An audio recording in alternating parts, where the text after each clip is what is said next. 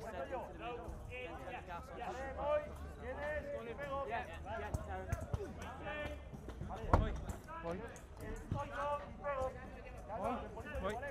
Bola. Bola. Una bola.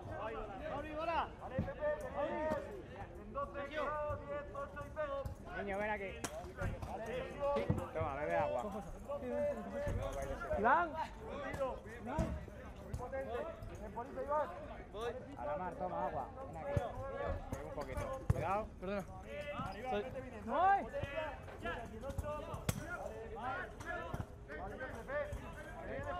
Ven aquí. Te doy agua. ¿Quién pide? Yeah, trying to stop. Stop. Voy aquí. Voy aquí. Yes, boy. Yep. Come in, yeah. Run. ¿Dónde hay bola? Balón delante. Iván. From a different angle, Brandy. Iván. Arranca el turbo.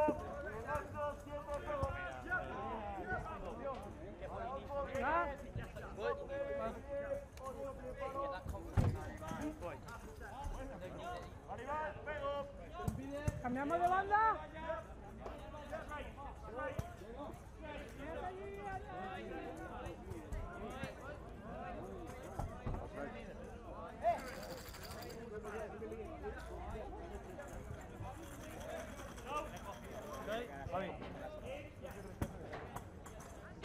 Pelu. Sal tú, Pelu, que estás delante. ¿Uno quiere agua? Yo tengo. Vale, Josep, te viene. 12 metros, primer palo. 10, 8. Vale, voy. Viene, 10, 8 y pego. Si queréis más agua, tengo yo, ¿vale? 12 metros, primer palo. Viene, 10, 8 y pego. Yes, run. For me, run. Run. So keep talking, Bia. Yeah. Vale, Javi, te vienes en 10, primer palo. Turbo.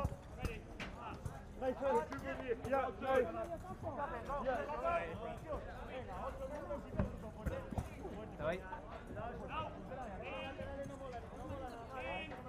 Vale, Pito, 11 metros. Javi. No, estoy atrás.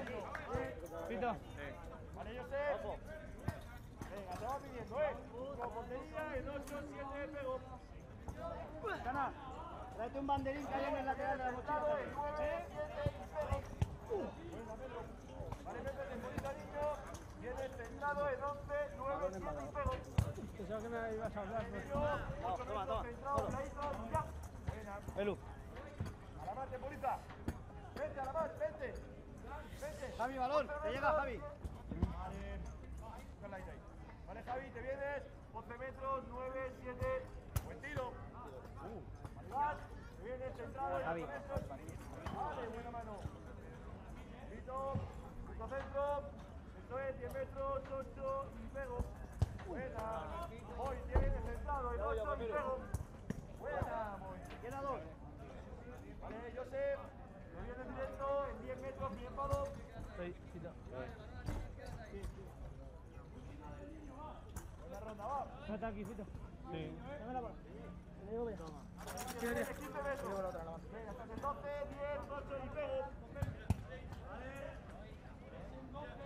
Venga, nos vamos a 12 metros. Estoy. Vete, me he quedado aquí. Estoy yo, ya, Javi.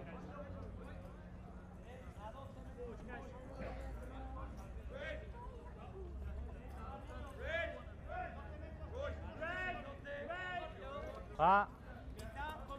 Mitad paso. Arco y pega. 7 metros, primer palo.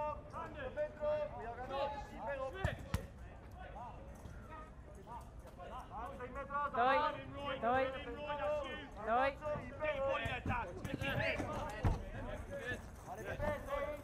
Viene 7, primer palo. En 8, central y pego. Push out, Kes, push out. La bola. Vamos, portero. Javi.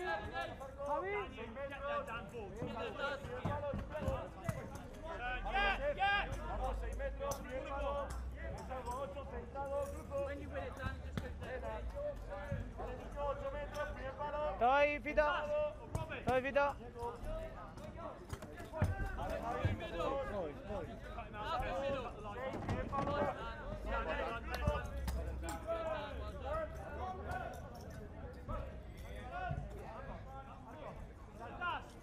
Va.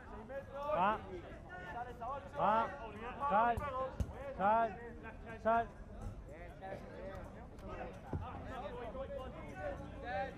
A la mar tú. Temporiza, Fito. Vale, 8 metros, centrado, pego. Vale, Fito. 7 metros, 10 palos, me salgo 8 y pego.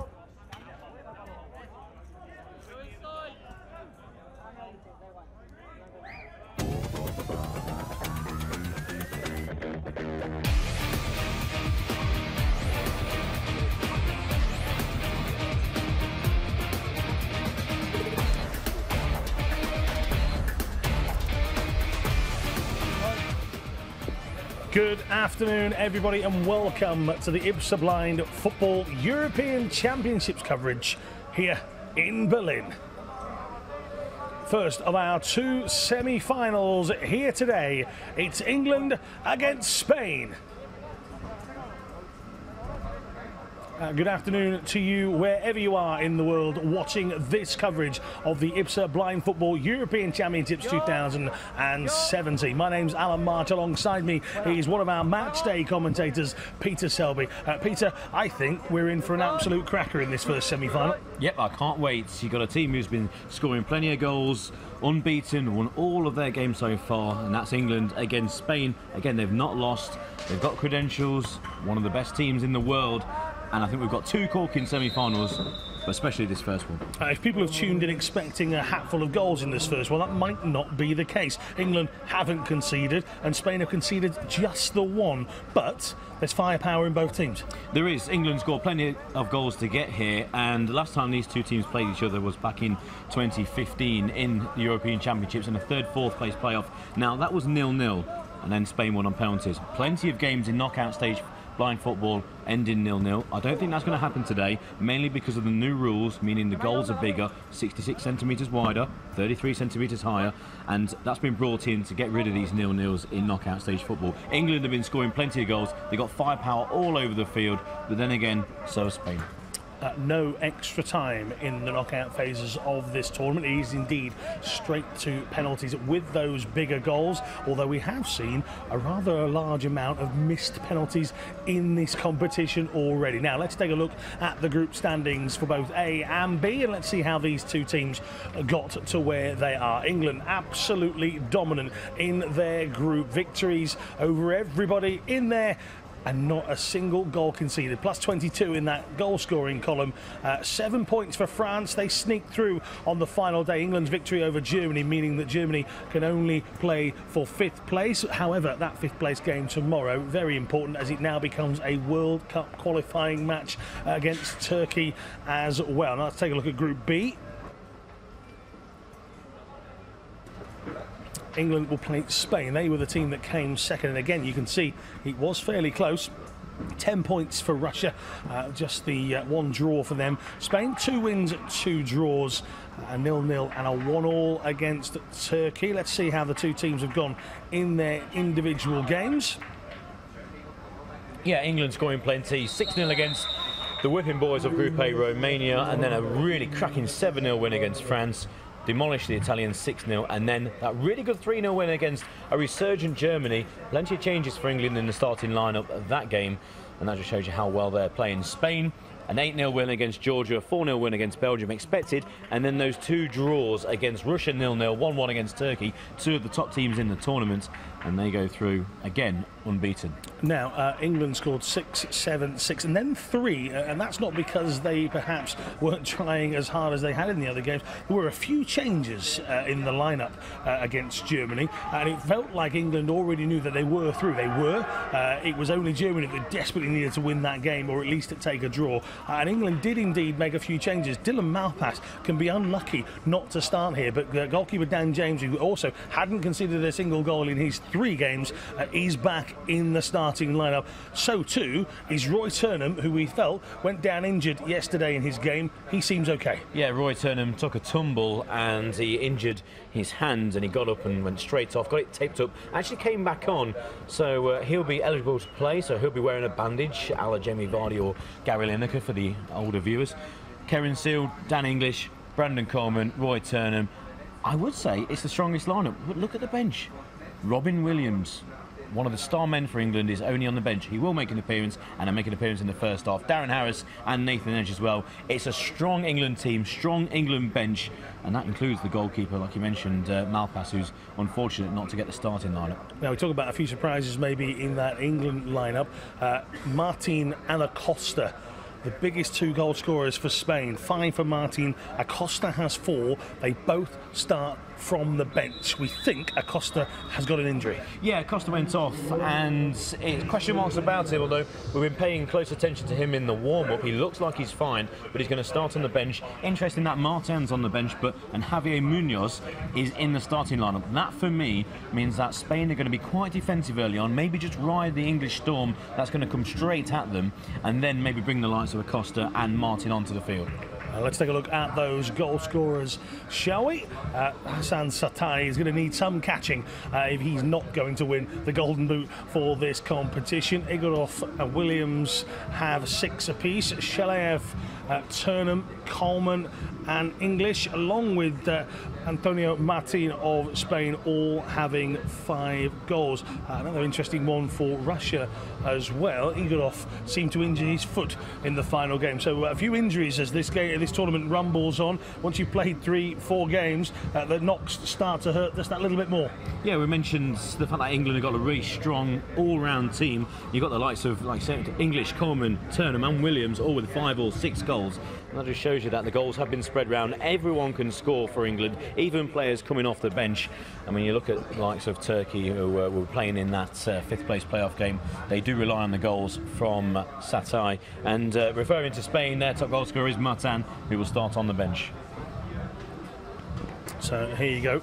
Look at this. Russia have the most shots on target. It was really interesting. They got off to a slowish start, 20 and 23. Then they soon racked up the shots on target in the following 2 games after that. They got 105. England have been peppering the goal for triple figures as well during this tournament. Spain down on 89. There's not too much difference between the two there. England did get off to a big start against Romania as well with a 43 shots on target. They allowed Germany to have a lot of possession yesterday, Pete. They allowed Germany to get a lot more shots in. They were very, very comfortable with what some would say was a very much changed side. Yeah, really good performance there by Germany. Surprising, they're 3rd in that table actually. Not qualified for the semi-finals, which means they've had their got their shooting boots on, but not good enough to beat the goalkeepers here. And of course they're in a group with England, the likes of Dan James and Malpass in goal. And well, looking towards Spain, it looks like they take their chances. So England will need to keep a close watch on their players, especially, like I said, the goalkeeper. And not just the goalkeeper in terms of saving the ball from a shot, in terms of marshalling the defence, because of course they are the eyes of the defenders, marshalling them in that final third, make sure they're all lined up. But with England, they are one of the most professional teams here, and they really do move the players around in formation. One goes forward, other people do come back and cover. Okay, let's take a look at the playoffs. So it's England, Spain, France versus Russia. Come back tomorrow as well for the 9th, 7th and 5th place playoff games. Romania, Georgia, Italy, Belgium, Germany, Turkey. Okay, let's take a look at some of the goals that have got our teams into this first semi-final, shall we? This was England against Germany, and some of the clinical finishing that we've seen throughout this tournament for England. Yeah, that's Brandon Coleman there, who there's plenty of people in the crowd. And there was a big sigh really, because Germany needed to get a draw or a win in this game, and a remarkable piece of play there where a German free kick hits the post, then hits Dylan Malpass in the face and somehow stays out the net. England riding their luck at times, but they've been clinical in the outfield. They missed chances yesterday. They won't want to do that too often. Yeah, that was a controversial moment in the game where England were awarded the penalty. It didn't come to anything, but it was awarded for goalkeeper touching the ball outside of his goalkeeping square. These are the saves by Dylan Malpass that kept England in the game. Spain's ride to this point of the competition has been 2 wins, 2 draws, and Hassan Satai was a danger man all the way through that game last night. It was a tense game. There was a lot of Turkish spectators here in Germany, and Satai got himself up to 11 in the goal scoring charts in that game. They celebrated long and hard in Turkey. They thought they were going through, but Spain, it was that eventually got an equaliser and got through to this semi-final stage. Yeah, Turkey needed 3 points. Spain just needed the draw. And Spain got, again, peppered the Turkish goal, got back into it in the second half. A really good display. Right, this is it. It's semi-final time. Peter hot-foots it back over to the commentary position. As you see on your screens at home, the 2 teams being led out by their goalkeepers. It is England against Spain in the IBSA Blind Football European Championships. Here's your commentary team. It's Jonathan Bell and Peter Selby.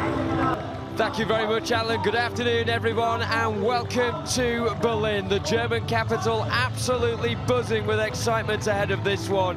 England against Spain, 2 teams that both made it into the semi-finals of Euro 2015. They both missed out on a finalist spot that time around. One of them will make it tonight. England in their white shirts, white shorts and white socks just to the left of the halfway line at the moment, with Dan James, their goalkeeper, in luminous green long sleeve shirt, black shorts and luminous green socks. Spain in their traditional red shirts, navy blue shorts and red socks as well, with their goalkeeper Pedro Gutierrez in the light blue shirts, the dark blue sleeves, black shorts and light blue socks. Both nations expectant. One team will miss out. Here's the national anthems.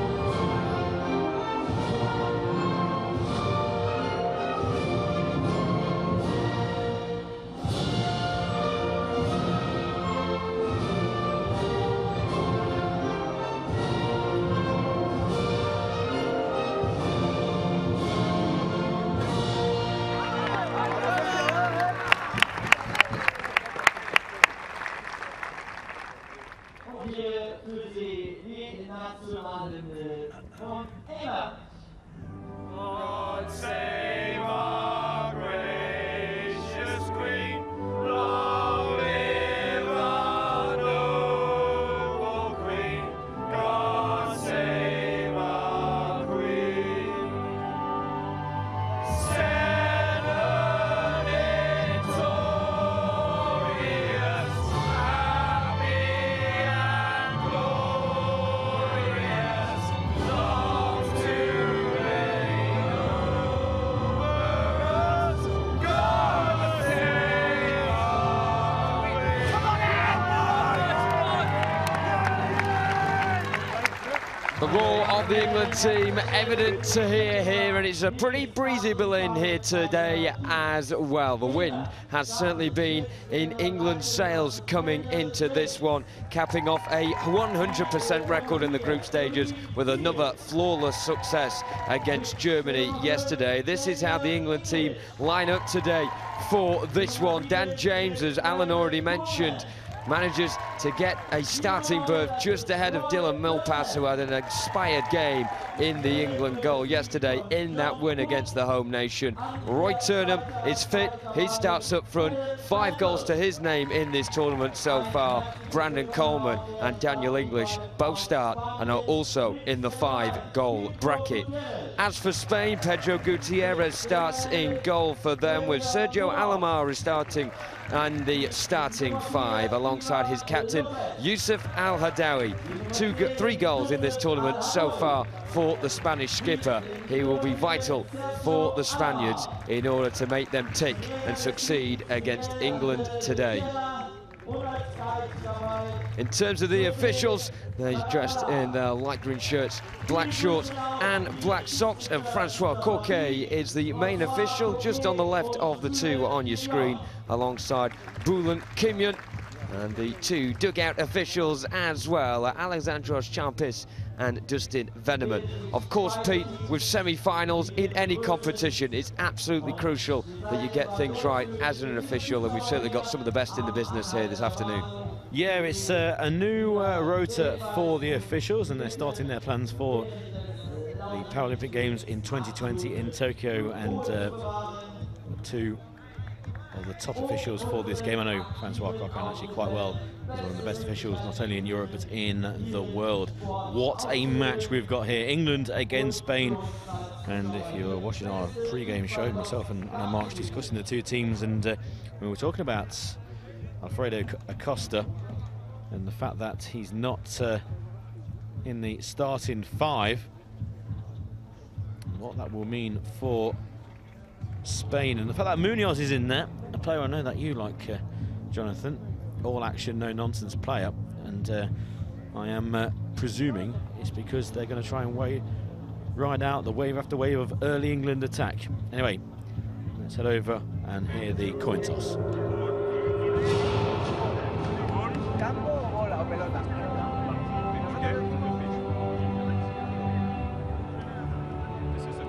Ellos se quedan ahí, sacamos. Stay here. Stay here. The board. Okay. So it will be a Spanish kick to start this one off. Daniel English winning the toss, the England captain, and elects to start within the half that England already are. England on the left of your screen to start this game in their all-white strip. Their manager, John Pugh, there just on the right of your screen with the glasses. He said that after semi-final defeat in 2015 in Hereford, that England had the defensive capability, the offensive capability, but they lacked the psychological edge. But there is something different about this English team this time around. As for Spain, they are looking to get past their disappointment of not making the finals 2 years ago in Great Britain, and buoyed by their placing at the Paralympics in 2016 in Rio. They'd certainly come into this one with a lot of confidence and hope that they can build on the scrape draw last night against Turkey and get this win against England. Both teams coming into this with 100% records, no defeats against either side's name, and it's also the team with the most team fouls against the team with the least. England recorded 32 in the group stages, the highest out of all 10 taking part in these championships. Spain conceding just the 13 in their 4 group stage matches. Spain will be kicking off from right to left then in their red shirts, navy blue shorts and red socks. Stood over the ball is the captain, Yusuf Al-Hadawi, the very leggy figure, and just behind him is the much shorter Javier Munoz, the one who will start right in the centre-back position for Spain once this game gets underway. Both teams favour the diamond formation, with one at the back, one at the tip. As for England, Roy Turnham is at the tip for them, with anchoring at the back, Karen Seal, the big number 4. The officials just going across to the 2 sets of coaches to shake their hands. Francois Coquet just making friends there with John Pugh, the England coach. We've already spoken about him. Miguel Angel Becerra is the man on your screen there, the Spanish coach in the white shirt and black tracksuit bottoms, and he actually played as a substitute goalkeeper for Spain in their 4-0 win against Belgium in the group stages. So we are almost ready to go on semi-finals day here in Berlin. This is when squeaky bum time certainly comes to the fore. Spain against England. Will it be the 3 Lions, or will it be Miguel Angel Becerra's men? The referee just making sure that Sergio Alomar is inside his own half, just a foot or so over. He's back in his own half, and we are good to go now. And Al-Hadawi immediately striding down the right-hand side. Tackle comes in from Brandon Coleman, and England's physical presence already coming to the fore there. A free kick on the edge of the broken line, and John Pugh with an early decision that he's pretty disgruntled with, for a straightforward one for the referee. Yeah, England committed the most amounts of fouls in the group stages, and they've got off on the same foot here.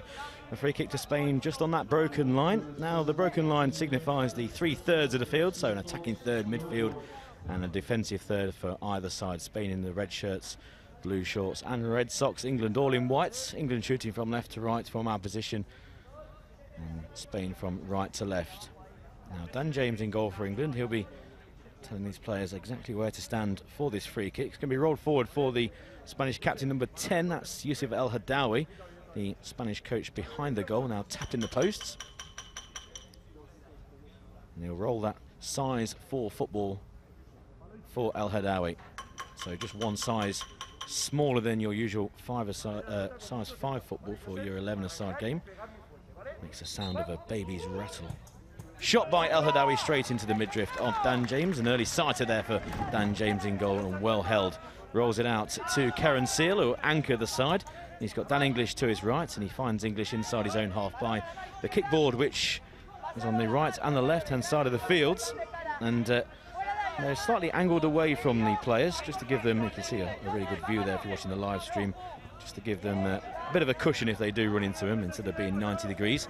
Down the right for Spain, and Brandon Coleman inadvertently back heels over his own goal line. It will be a Spanish corner from the right. So yes, the ball bearings inside the football, they're in a kind of a UFO-shaped tin disc, and it's put on the inside of the football, and it makes a rattle sound. And I say it's like a baby's rattle. That's the nearest that I can tell, and that's why there's silence throughout the stadium, because the players will need to find out where the ball is, and they follow the sound. And also the players will need to shout "Voy," which rough translation means "I am here." And if they don't shout it, then it will be a foul. El Hadawi from distance takes a deflection into the arms again of Dan James. Yes, if you don't shout "Voy" and you run into a player, you've given away a foul. There will be collisions, as you would expect. Long clearance for England down the left, trying to find number 9, Roy Turnham, on the left edge of the D, now towards the centre. Shot on goal by Turnham, and he opens the scoring for England. England's magic number 9, Roy Turnham, from inside the D, slightly to the left, a right-footed shot past the goalkeeper, and England have started the semi-finals like they started and finished the group stages. They go 1-0 in front in the first few minutes. One word you have to describe England as is clinical. Their first attack in this game in the first couple of moments, and they get a goal. Roy Turnham actually had 30 shots in his first 3 games in the group stages. Once again, he manages to find the target, and it hits the back of the net past Pedro Gutierrez, down at his near post from close range. Super start for England. Roy Turnham 6th of the tournament, and England's first of this semi-final. El Hadawi on the right-hand side. He's had a lot of the ball so far, the Spanish captain. He's already had a couple of shots at Dan James's goal, but he finds his team behind. Comes over the halfway line, 3 defenders to beat. Turnham's back there, deflects into the path of El Hadawi. So Seal has to come across on the left corner of the area and just divert the ball behind for a Spain corner. And one thing as well, England with not just a 1 goal but 1 X under their name. It's not a game of Britain's Got Talent. It is purely because it's a team foul against England earlier on, conceded by Brandon Coleman. You're allowed 5 before you concede an 8-metre penalty. If you concede a regular penalty in the area, it's a 6-metre spot kick right from the edge, but an 8-metre spot kick, a couple of metres behind it, just in between the broken line and the edge of the area. So a Spain corner, far side there right. El Hadawi with it, comes back towards the broken line. Seal with a crunching challenge and a good big right foot in there as well. England and Seal trying to get down the left-hand side, but it's Munoz coming away with possession. He's the furthest man up front for Spain, and he's on the left. Turnham's in his back. Munoz turns away from him, gets towards the broken line. Turnham's not giving that one up. Great strength from the England man, and there's certainly no injury bothering Roy Turnham. He's still got the left bandage on his left hand, but he's getting in towards every tackle possible. Coleman on the left-hand side, midway inside the Spain half. He's got El Hadawi in his back. Coleman momentarily fell on the ball. El Hadawi then got a left foot in, got back and goes over halfway, clatters into English, gets past him momentarily, and once again it's Coleman who backheels it behind, and it will be another Spain corner. And they've certainly had the territorial advantage so far in this game, Pete, but they trail by 1-0. Yeah, we said pre-game whether Munoz is on just to shore things up at the start. Well, that tactic's not worked at all. England taking the early lead. Yes, you allowed 5 team fouls in 1 half. They do get wiped out for the second half, and England currently have 1. And like I said, any more than 5 will result in those 8-metre penalty kicks. Any questions, you can send them to us via Twitter at Euro 2017 Berlin is the Twitter handle. And any questions, just use the hashtag #TheSoundOfFootball. Hashtag #TheSoundOfFootball. Any questions about the players, the teams, the rules? And we'll try our best to go through the rules as we go through the early stages of this game. Lopez into the D, and it's just cleared back out for where it came from, and it will be another Spain corner. There's going to be a substitution early on for Spain, and on comes Martin. And now, in the pre-game discussion with Alan March, we did say about Martin being on the bench and then maybe coming on if things are tight. Well, he's coming on to try and rescue the situation at the moment. Comes on for Alamar, so 7 Alamar replaced by number 9 Martin, who has 5 goals to his name. Talking about the goals have been extended in blind football. They are now 66 centimetres wider, 33 centimetres higher, an awful lot bigger, which means more goals. Plenty of semi-finals and quarter-final stages of competitions have ended in 0-0 in recent years. Certainly not 0-0 here today. Good tackle by Seal up to the halfway line. Munoz is back and gets her left foot on the ball and is forcing Karen Seal, who's much the taller of the two, out wide just in front of the officials' tent. Back and onto the ground goes Karen Seal. Free kick given against Munoz, and the England coach John Pugh there just separating the two players. And it will be an England free kick just inside their own half, again in front of the officials' tent. When a decision is made, then the referee does come to the halfway line and then tells the officials' bench exactly what for, and then they'll signify how many team fouls, etc. has been given. So that's the first to Spain, and again you can see the red X just put below the Spanish flag on your screens. Here goes Turnham down the left, another turn of pace. Now he's running central towards the edge of the D. Right-footed shots blocked by Munoz, and Turnham tries to get back and tackle Martin, who's trying to do the same, but he just overruns the ball in the centre circle. Now coming forward once again is Coleman. He's got Turnham to his right, but he goes himself, stumbles at the first tackle by El Hadawi. No free kick given, and Spain are by their own left corner. Coleman's trying to win the ball back for England. Spain just try and clear it out, and they've inadvertently passed it to Roy Turnham, who scored the opening goal. On the right now, Turnham, past that broken line, so he's in the final third, looking out for the touchboard on the near right-hand side, grabs it, now drifts over to the centre to start his run once again, trying to turn one way or the other. Can't go between two Spanish players. A missed kick by Munoz, and the goalkeeper's going to shout, just leave it. He's going to run into his goalkeeping square. He can't come out of that goalkeeping square, by the way. If he does and handles the ball, or even touches the ball, it will be an England penalty. So the goalkeeper's more than just a keeper. They are acting as the eyes of the defence. Here goes Martin, who goes to ground just outside the England D, and it's going to be a free kick. That's good officiating there by Francois Coquin, because he gave Martin the benefit of the doubt. He gave him a chance to get to his feet and then continue his run. But across came an England defender to clear, and he goes back for the original foul, and it'll be another free kick to Spain, this time from roughly 10 metres from goal, again to the left of centre.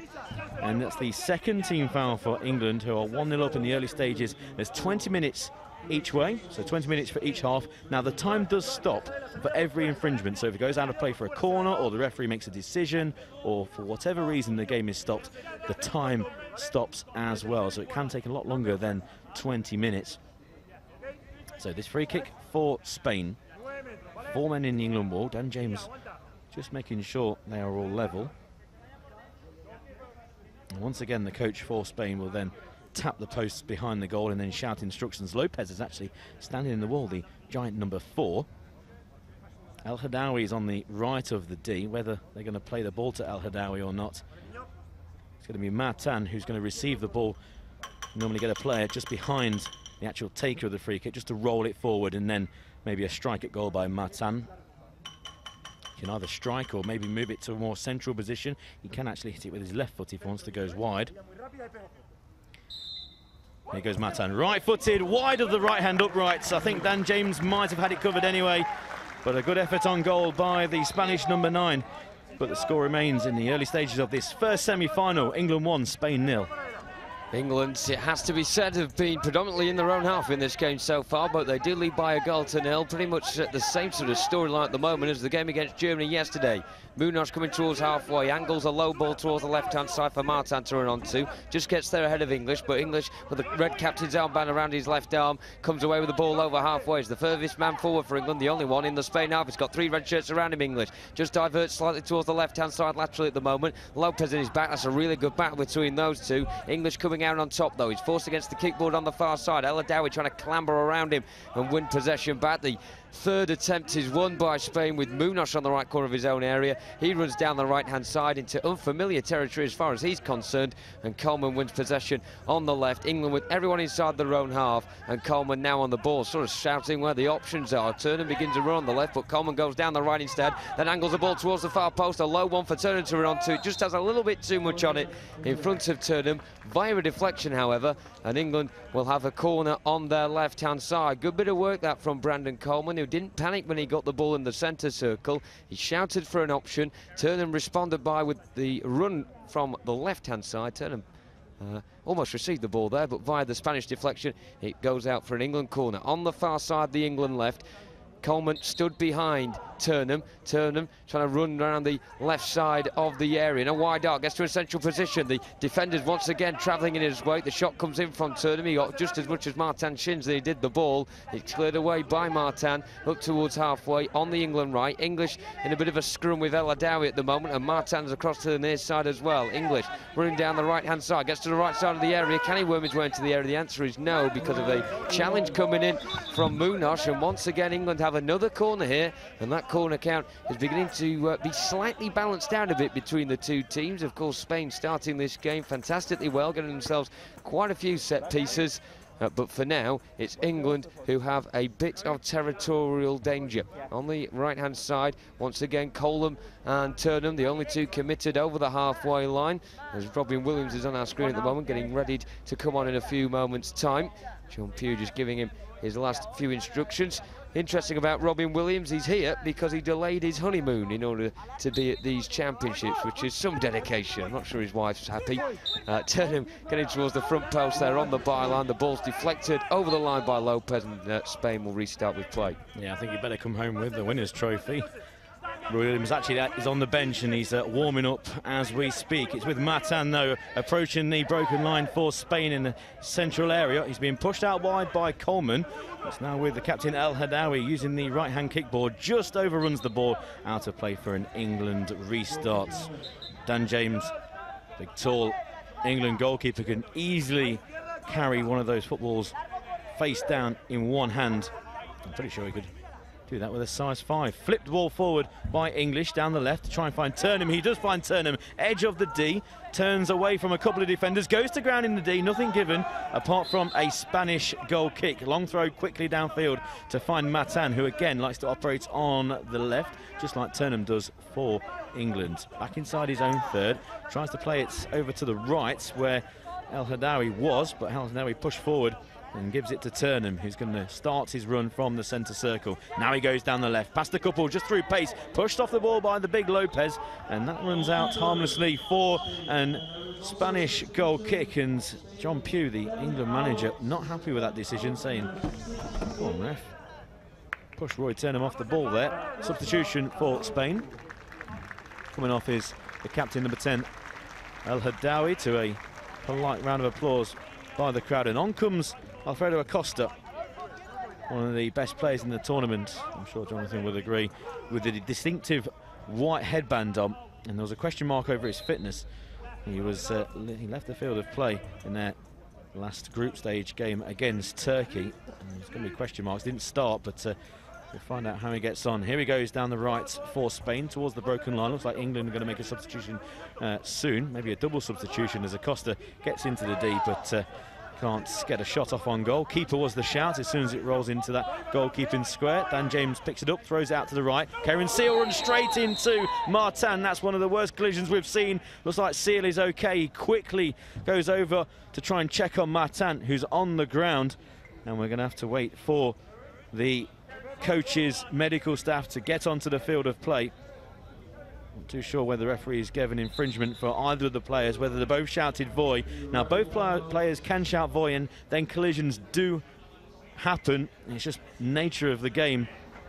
Voy, once again, is a rough translation. Look, oh, that's a terrible collision. Rough translation means I am here, and you have to say it at all times. So for example, if I'm running with the ball and the opponent is shouting voy and I collide with them, and I've given away a free kick so I haven't shouted voy. You need to be saying it constantly in blind football, but even if you do, things like this can happen.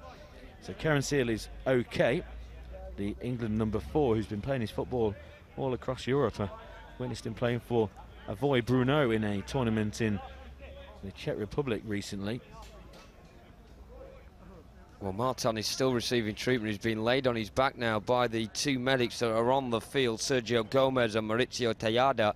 And one thing I have to say about that, Pete, you've used the word sickening a lot of time for collisions we've had on the pitch. That definitely is the worst of the bunch, and you could hear it right from up here in our commentary position. And Martin gets up, receives a yellow card because of the no call of voice. So in a way you could say it was his own fault there for that, but no one in blind football deserves to be clattered into at such a rate of knots. And of course these accidents can occur, and he will be taken off, Martin. Hopefully it's nothing more serious than just the collision there. But Alomar straight away coming back on, and for Spain this isn't good news, because as great a player as Alomar is, Martin was brought on a couple of moments ago, Pete, to bring a goal or 2 for Spain. Yeah, he's their top goal scorer, but there's a prime example of the rule being used. A yellow card given to Martin. He leaves the field of play, but it was actually caused by his fault. He did not shout void. So when Karen Seal was running at full pace with the ball towards Martin, of course, their own half. So it's now 2 team fouls for England, 2 team fouls for Spain. You can see them by the crosses on your screen. Here goes Robin Williams with a mazy run down the left and runs straight out of play. You're allowed 5 team fouls per half. Any more committed, they'll result in an 8-metre penalty kick per foul as well. And that's what those crosses mean, just below England and just below Spain. It's with Spain, and Acosta into the final third, left-hand side of the D, stops before the left-hand corner, now goes back along the kickboard. Acosta still with the ball, 4 England players are back, starting a run again. He's just going to decide on that broken line which way he's going to go, but across comes Karen Seal, who's none the worse for that collision, and he plays it over to the left, and Darren Harris. Darren Harris, one of the more experienced players in the England squad. He's played more than 125 times for his country, knocks the ball out, and it will be a corner. It came off a Spanish player last. Darren Harris has been on. There you can see the Spanish number 9, Martin, just been taken into a medical tent. Yeah, Darren Harris actually has represented his country at judo as well in a gap of his football career. One of the real stars of the England setup, and one of the more popular players, or most popular players I would say, in the England side amongst the other players. Here goes Williams back to the broken line, in fact nearer the halfway line than the goal line. Now he turns, runs towards the defence. Good tackle by Acosta, clean tackle as well. He's been pushed to the ground, but Williams does ever so well to win the ball back for England. Starts to run again inside the centre circle, goes down the left, beats Acosta, doesn't beat Lopez though. Fair tackle, says the referee, Francois Cocan, and Spain inside their own D try and run it out with Munoz. On the left side of his own penalty area, Munoz turns into a bit of trouble with Robin Williams just in front of him, but Munoz turns away well. And Munoz has got a very strange and unique way of running with the ball, but it's working at the moment. Head forward, running with his legs behind his body, more or less, as he comes towards the left-hand side. Just in front of him is English facing his own byline, plays a very sensible ball inside for Dan James, and England can work it from the back. A ball down the left-hand side, comes off the kickboard. Harris not fully committing to that one, as Alomar got there first, but Harris wins the second ball, and a mixture of colours there on the far side. Harris's yellow trainers against Alomar's blue, and certainly making your eyes go a bit funny, that one, as Harris comes towards the halfway line now, trying to turn away from Alomar, and then Harris goes back on the left-hand side again.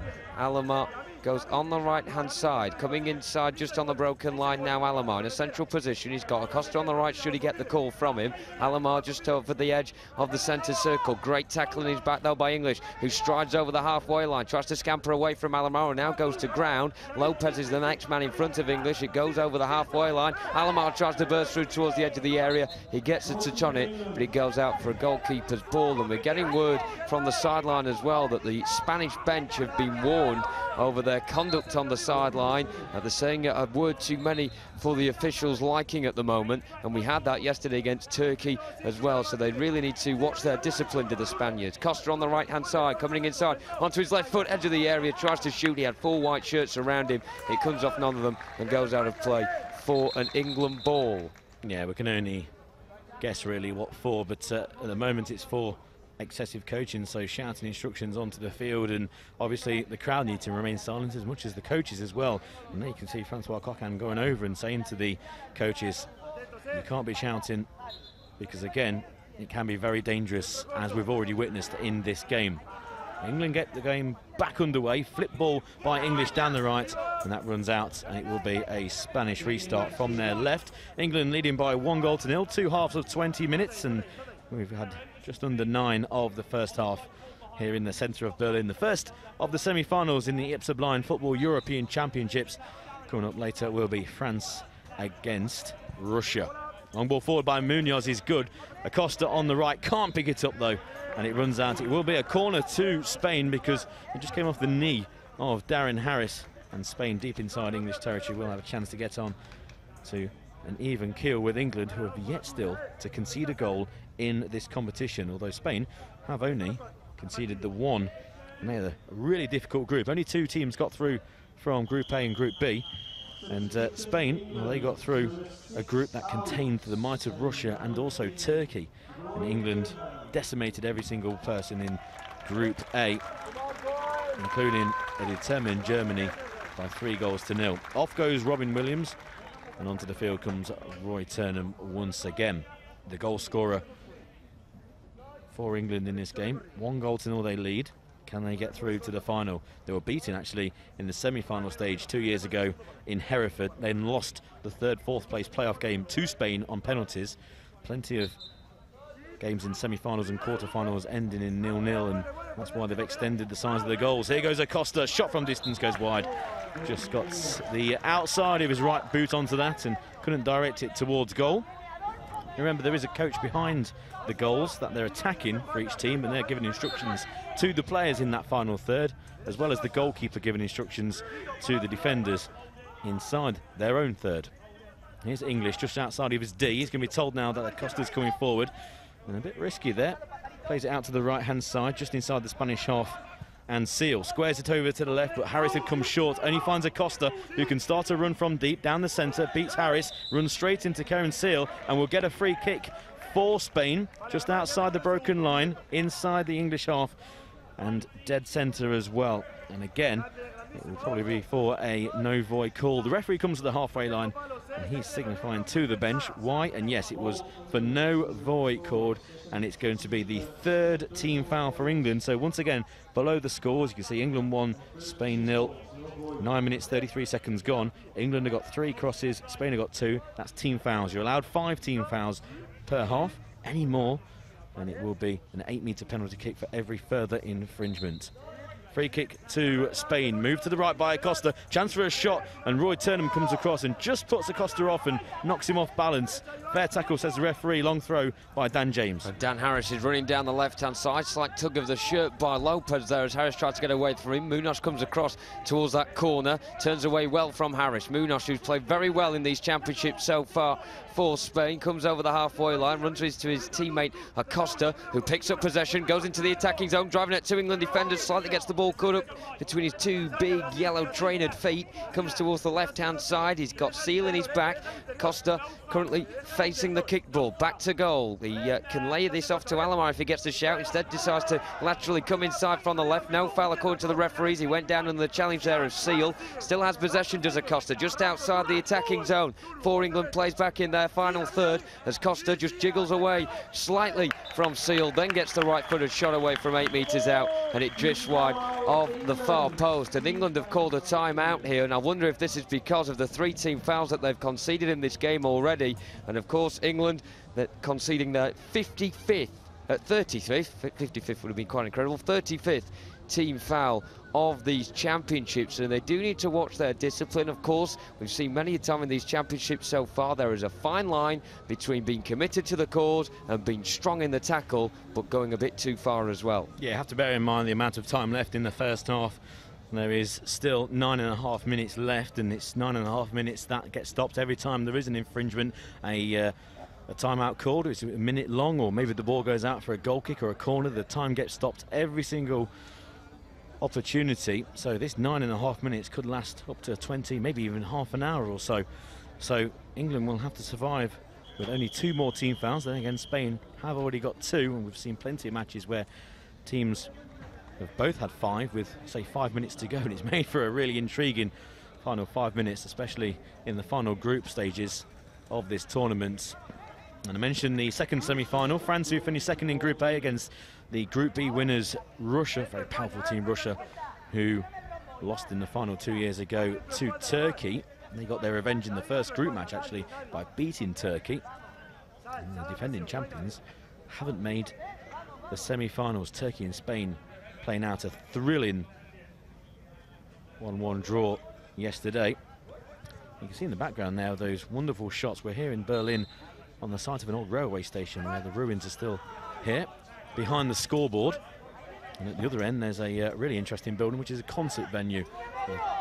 Interesting pointy roof. Here goes Turnham approaching the D on the right. Can't get a shot off on goal, being pushed out wide by Munoz, who touched the ball last, and it will be a corner to England. Another good dribble there by Turnham. You can see that concert venue in the background.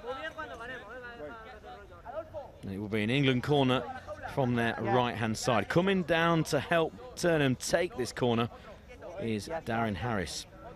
So will Harris just knock the ball for Turnham to take? Yes, certainly appears that way. When the player goes behind the other for a free kick or for a corner, it means they'll roll it, and then the other player will now start a slalom run towards the D, arching round back towards the centre, but Turnham's out-muzzled by the Spanish defence, and Alomar brings it over the halfway, just runs it too far forward. English got a ball touch on it last, and it will run out for a Spanish corner now down their right. So doesn't take long for the ball to go from one end of the field to the other in blind football. It's an end-to-end sport, and you'll notice as well that the clock has stopped. There's ruins actually in the background, you can see on that shot. We're actually situated on the old railway lines themselves. Makes for a lovely amphitheatre, and now the sun is out and it's a glorious late afternoon in Berlin. England winning by 1-0 in the first semi-final of these IBSA Blind Football European Championships. Once again, get in contact with us at Euro 2017 Berlin. Plenty of England fans are in this stadium. There's also plenty of Spanish as well, Spanish flags all around as well. Use the hashtag #TheSoundOfFootball if you want to ask us a question about this wonderful sport of blind football. Mazy dribble by Acosta, can't get contact with his left boot, but he's still going into the D, and he's been pushed away by the England defence, and Roy Turnham, who goes to ground, now gets back to his feet. Still over halfway Roy goes. He's got a bandage on his left arm and hand after falling awkwardly in their previous game. He's now motoring down the left past the broken line, using the kickboard on the left to try and keep control of the ball. Just overruns it, and out of play for a Spanish throw out by the goalkeeper, who wastes no time in finding Acosta on halfway. The ball needs to bounce at least once in their own half from a throw out. Acosta shot from the edge of the D, and Dan James parries it away to his left-hand side. Got his angles correct there, the goalkeeper for England, who's yet to be beaten in these championships. But England will need to do better to block any shots from Acosta. They can't afford to give him the space inside the D, and it's a corner to Spain. Yeah, and that is exactly why Dan James has got a starting berth in the England goal today, despite the impressive performance of Dylan Malpass yesterday. Dan James very much the England #1, despite the 13 on his back. Acosta on the right-hand side of the area, goes for a shot on the angle, easily blocked by the shins of Harris. Cannons out towards the right-hand side and Turner, midway inside his own half. A couple of Spanish players colliding together to the kickboard on the near side as they try and trace down the location of the ball. Then switch by Turner towards the left, but still not outside the England half. And Acosta, who's really changed the game for Spain since coming on as a substitute, this time loses out on the edge of the England area. And Seal just tries to lean down and have Costa on his back and use his strength to try and get the ball away, but Costa comes out on top in that battle of the two bustly midfielders for both teams. Costa just having the ball on the right foot, on the right hand side as well, gets inside of Seal, then collides into Harris, but the referee has given a free kick in favour of England, saying that Costa was a bit too overzealous in the challenge there on Dylan Harris as he came in from the right hand side. In fact, it may be a free kick for Spain. Indeed it is. Well, the referee there pointed at Costa and just told him to calm down a little bit, which implied to me that the free kick had been given in England's direction. However, it seems like a call of no void from Dylan Harris was apparent. It's a fourth team foul of the game from England, and maybe he was just saying to Costa, look, I've given the decision, please calm down. So it'll be a free kick for Spain, who have certainly had more of the ball in this game so far against England, but they find themselves 1 goal behind. Lopez stood behind Acosta. Acosta, of course, with a white sweatband around his head, And the big yellow trainers on his feet as well. Looks to sort of dribble this one towards the right corner of the area, maybe get a shot away. All the players outfield forward for Spain in their red shirts, navy blue shorts and red socks. And it will be Lopez rolling this forward to Acosta. Seals also leaning forward at the edge of the England wall. All 4 England players are in that wall at the front post of Dan James's net, as the posts are tapped behind the goal, so Acosta knows exactly where the woodwork is. The referee blows his whistle. Acosta onto the left foot, central position shot. Good closing down from Karen Seal, who charged out of that wall there and made sure that Acosta was under too much pressure to get the shot on target. Goes wide of Dan James' bottom right-hand post by quite a distance. Throw out by James.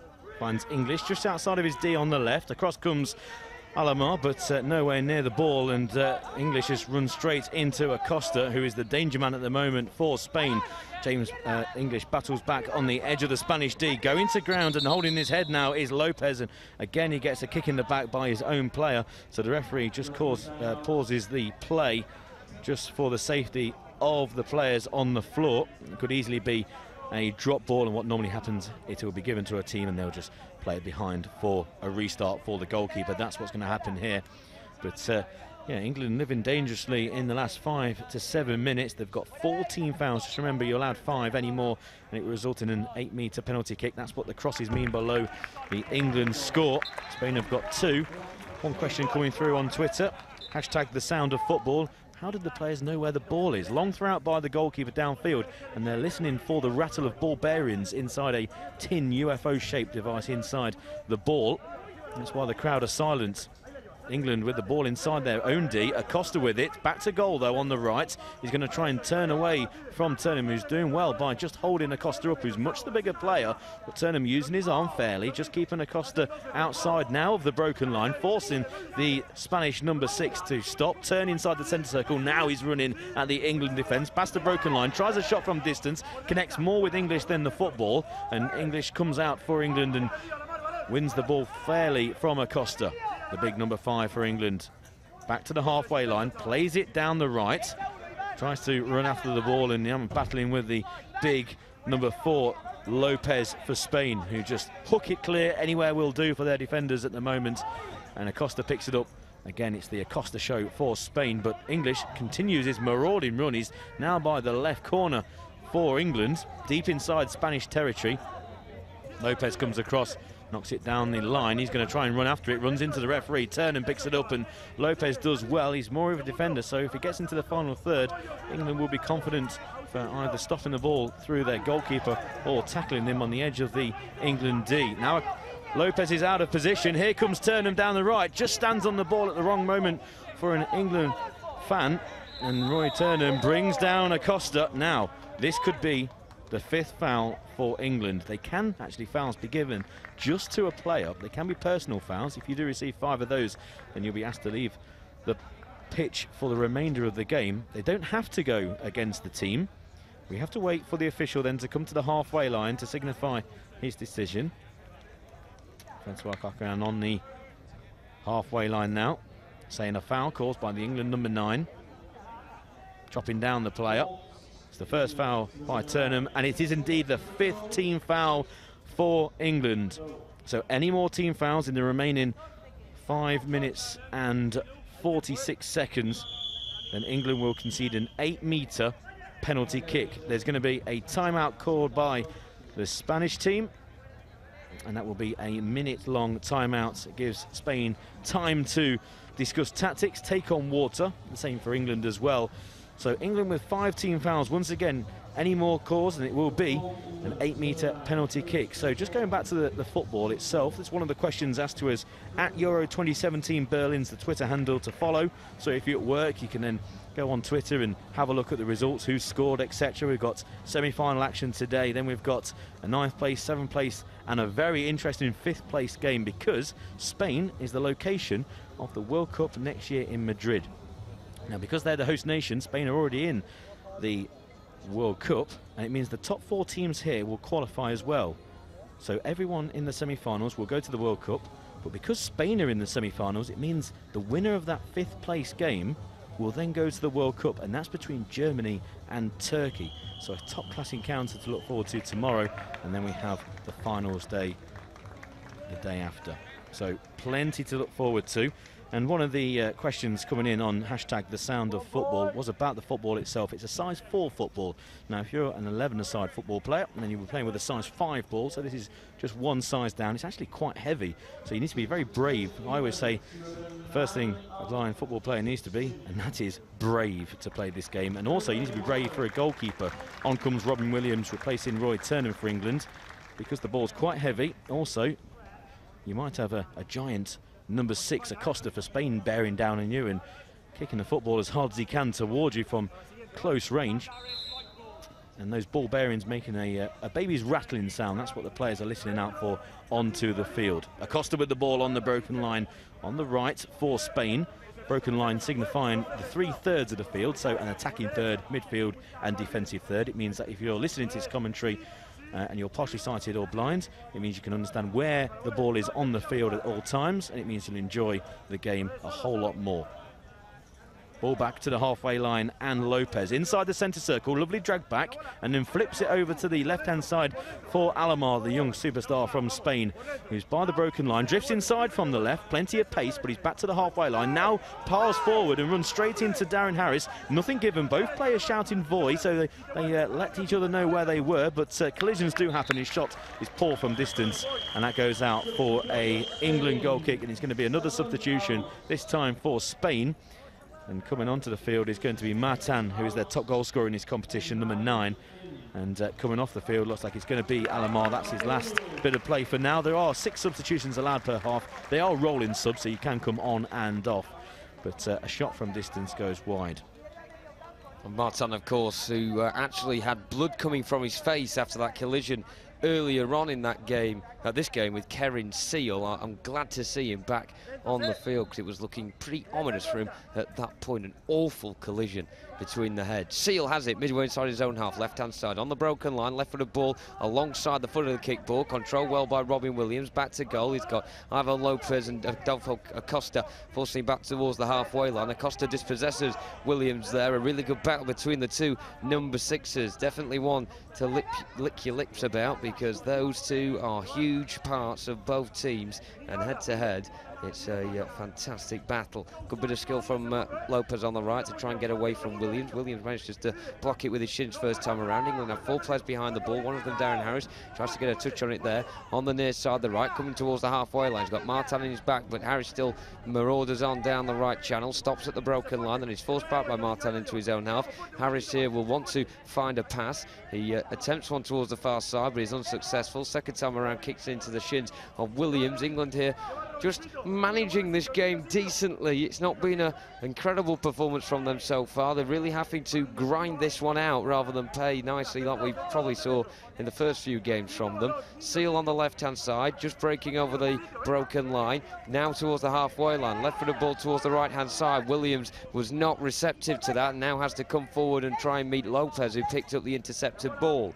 Dead central inside his own half, plays it towards the right-hand side, and Acosta tries to skip past Seal. Seal defends well, though, on the edge of his broken line. Acosta still going on, down the right channel. They're both facing the kickboard on the far side, in front of the England bench. Acosta then retreats back to halfway before turning back to face the England goal. Down the right-hand side, comes towards the area, shot right-footed.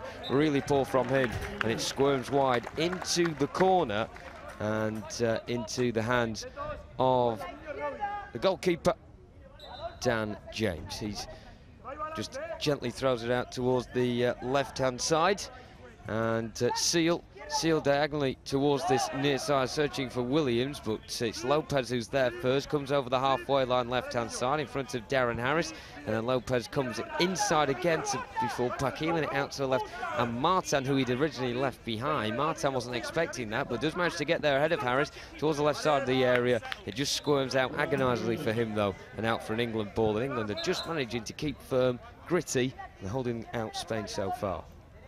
Got a question coming in as well. Have England ever reached the final of anything before? Pete, you're going to give us the answer. Oh, Pete the guru, he's giving it me. The answer is yes. England have lost on 2 occasions in a European Championship final, both of them to France, which would have meant that the game the other day would have been all that bit sweeter. That 7-0 win, of course, for England. One of the reasons why they are here in this game, but they're having to hold their own at the moment. Spain have got a corner on the left-hand side. Antonio Martin comes across to take this one. Again, Spain bringing everyone forward, but first we're going to have a substitution. Leaving the field will be Darren Harris, and Roy Turnham re-enters the fray. Yeah, just testing your knowledge, Jonathan, and you've passed with flying colours. And it could be England versus France once again. France will take on a powerful Russian team who got to the final 2 years ago. That's in the second semi-final, coming up at 7:30 local time here in Berlin. So if you're watching this back in England, it would be 6:30. Martin going into the D, stopped by Robin Williams. Now he dribbles towards the halfway line. He can go the whole way, Robin Williams. One of the star players, not only in the England team, but in this tournament. Well tackled by Munoz, who likes to put his head down and bulldoze his way through. Tries to claim a foul, none given, and now a foul given against Spain. And the Spanish bench are not happy whatsoever with that decision, and probably because of the no foul given against England before that. Munoz does tend to put his head down, and like I said, he bit of a rhino of a player, really. Just goes marauding into the defence of the opposition, and even if he's saying a yellow card given to the Spanish coach, even if he's shouting voy, he does tend to go over because of his marauding runs and head down rhino style. And again, England are on them 5-team fouls, so that's why Spain want any free kicks. It will turn into an 8-metre penalty. Doesn't matter where on the field. It could be right by their own corner. If it's an England foul and it goes against the team, then it will go the other end of the field for an 8-metre penalty. Doesn't matter where on the field the infringement takes place. So Spain, they've given away a free kick inside England territory. Roy Turnham brings it out to the halfway line, plays it down the right, trying to find Williams, does so. Williams goes into the D, nothing given, and that comes off Munoz last. He tried to play it to his goalkeeper Gutierrez, and it runs out for a corner to England. England won't mind, just relieves a bit of pressure that Spain have put on for the last 5 minutes or so. It's been a while since England last had a shot or had a real good attack towards the goal away to our right. We're just up on the left-hand side in the white tented building just above the stand. There's John Pugh, the England coach. Turnham takes the corner, being pushed away by Acosta. Now starts a run down the left into the D, similar position to where he scored from. He's in the D, central position, right-footed shot, palmed away by the goalkeeper, who dived to his left, got one hand, he creeped underneath his body, managed to scoop it away. Did Gutierrez. It's by the Spanish left corner, and there's two defenders trying to bring it out, and they do so up to halfway down their left-hand side. Going back into the middle is Martin, the top goal scorer for Spain in this tournament. Shoots from distance, harmlessly wide, but a dangerous moment there for Spain, nearly conceding second. Good save by the goalkeeper, who can so easily squirm underneath the keeper. Remember, it's only a size 4 football, but he did well, did Gutierrez, to get his arm down and palm it away. But a dangerous moment there, very similar position from when Turnham actually opened the scoring, and Spanish fans breathe a sigh of relief. Is with English over halfway, stops, now goes down the centre, past the broken line, runs into Acosta, and the ball goes down towards the right corner for England. If it runs out of play, interesting decision, none given, because the Spanish defender managed to stop the ball on the byline and just boots it downfield, and it runs out for an England goal kick there, winning by 1-0, and we've got less than a minute to go in this first half. And a rare shite on goal there for England, and they have had 100 shots coming into this game, but they certainly have not seen that prolific in front of goal so far in this one. Credit to Spain, who I would say have been marginally the better team. Seal on the left-hand side, facing his own byline here, goes down on the challenge of Acosta. The referee tells him to get back up again, so Seal does get back to his feet and shanks across the face of his own goal there. A dangerous ball indeed towards the right. Williams is back defending. He can bring the ball forward. Martin has gone the wrong way in trying to intercept him, and Williams goes down the right-hand side. Good run. He's got a couple of red shirts in front of him. Gets past Lopez. Again, Munoz, the last man back for Spain, manages to clear it away from the edge of his own area. To the right, and Lopez comes up towards the halfway line. Over the halfway line he breaks. Good run from Lopez. He needs support though. Tight on the right hand side. Front of the England bench. Squares it across the face of the area. Martin tries to run onto the end of it. England trailing, get the back in his wake. However, it goes out of play, and it will be an England ball. Just having a quick replay of Roy Turnham's effort on goal, and a really good reaction save from Pedro Gutierrez down to his left, and that will be the last action of the half, and England do lead by 1-0, but there is certainly a long way to go in this one as to who will be in the final of the IBSA Blind Football European Championships 2017. Spain have given England a long run for their money, it has to be said, so far in the first period of 20 minutes, and I sense more goals in this clash. England got off to the perfect start when Roy Turner managed to cut in from the left-hand side and unleash a low right-footed effort into the bottom corner of Pedro Gutierrez's net, but ever since it has been all Spain who have been hammering at the England door. Dan James having to get down low to his left to make a couple of decent saves, particularly having to deny the Spain number 6, Adolfo Acosta, who started the game as a substitute, but he has come on and really influenced things in favour of Miguel Angel Beguera's team. It has to be said that the Spanish coach has slightly lost his discipline in the first half, and a couple of Spanish coaches are still talking to Francois Coquelin as both teams go towards their respective tents at the half-time interval. But the score, as far as England are concerned at the break, they will be the happier on reflection. They lead at half-time in the first of today's semi-finals by 1-0. Well, I think, Peter Selby, we got that just about nailed on at the beginning, didn't we? We said defensively both these teams were good, and whilst England has scored a lot of goals already in this competition, they might not get so many chances today. 4 shots on target from England, 12 from Spain, and that's exactly just about how we played it out. Very good at the back, England, not conceding goals. Spain don't concede many.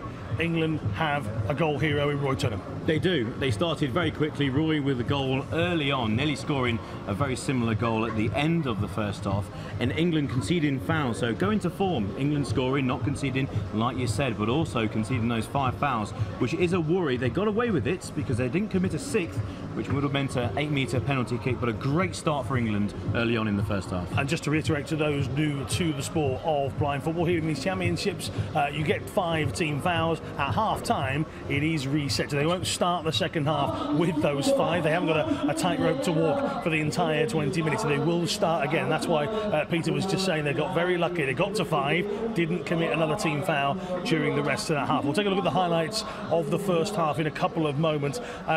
It's not secure though, is it? Spain do look good, and they are pulling the trigger as much as they can. I think Spain have played very well. They really got back into it after that early blow. We mentioned that Munoz actually was in the starting lineup, maybe to just weather the early storm from England. That didn't work with England scoring early on. He was quickly replaced by Martin, their top goal scorer, and England looked set to get to the first final since 2009. But Spain come right back into it, and they've had plenty of chances. They just need to maybe get a few more on target. They failed really to trouble Dan James in that first half. He's seen a few go by the post, but the ones that have been on target have been quite simple to save.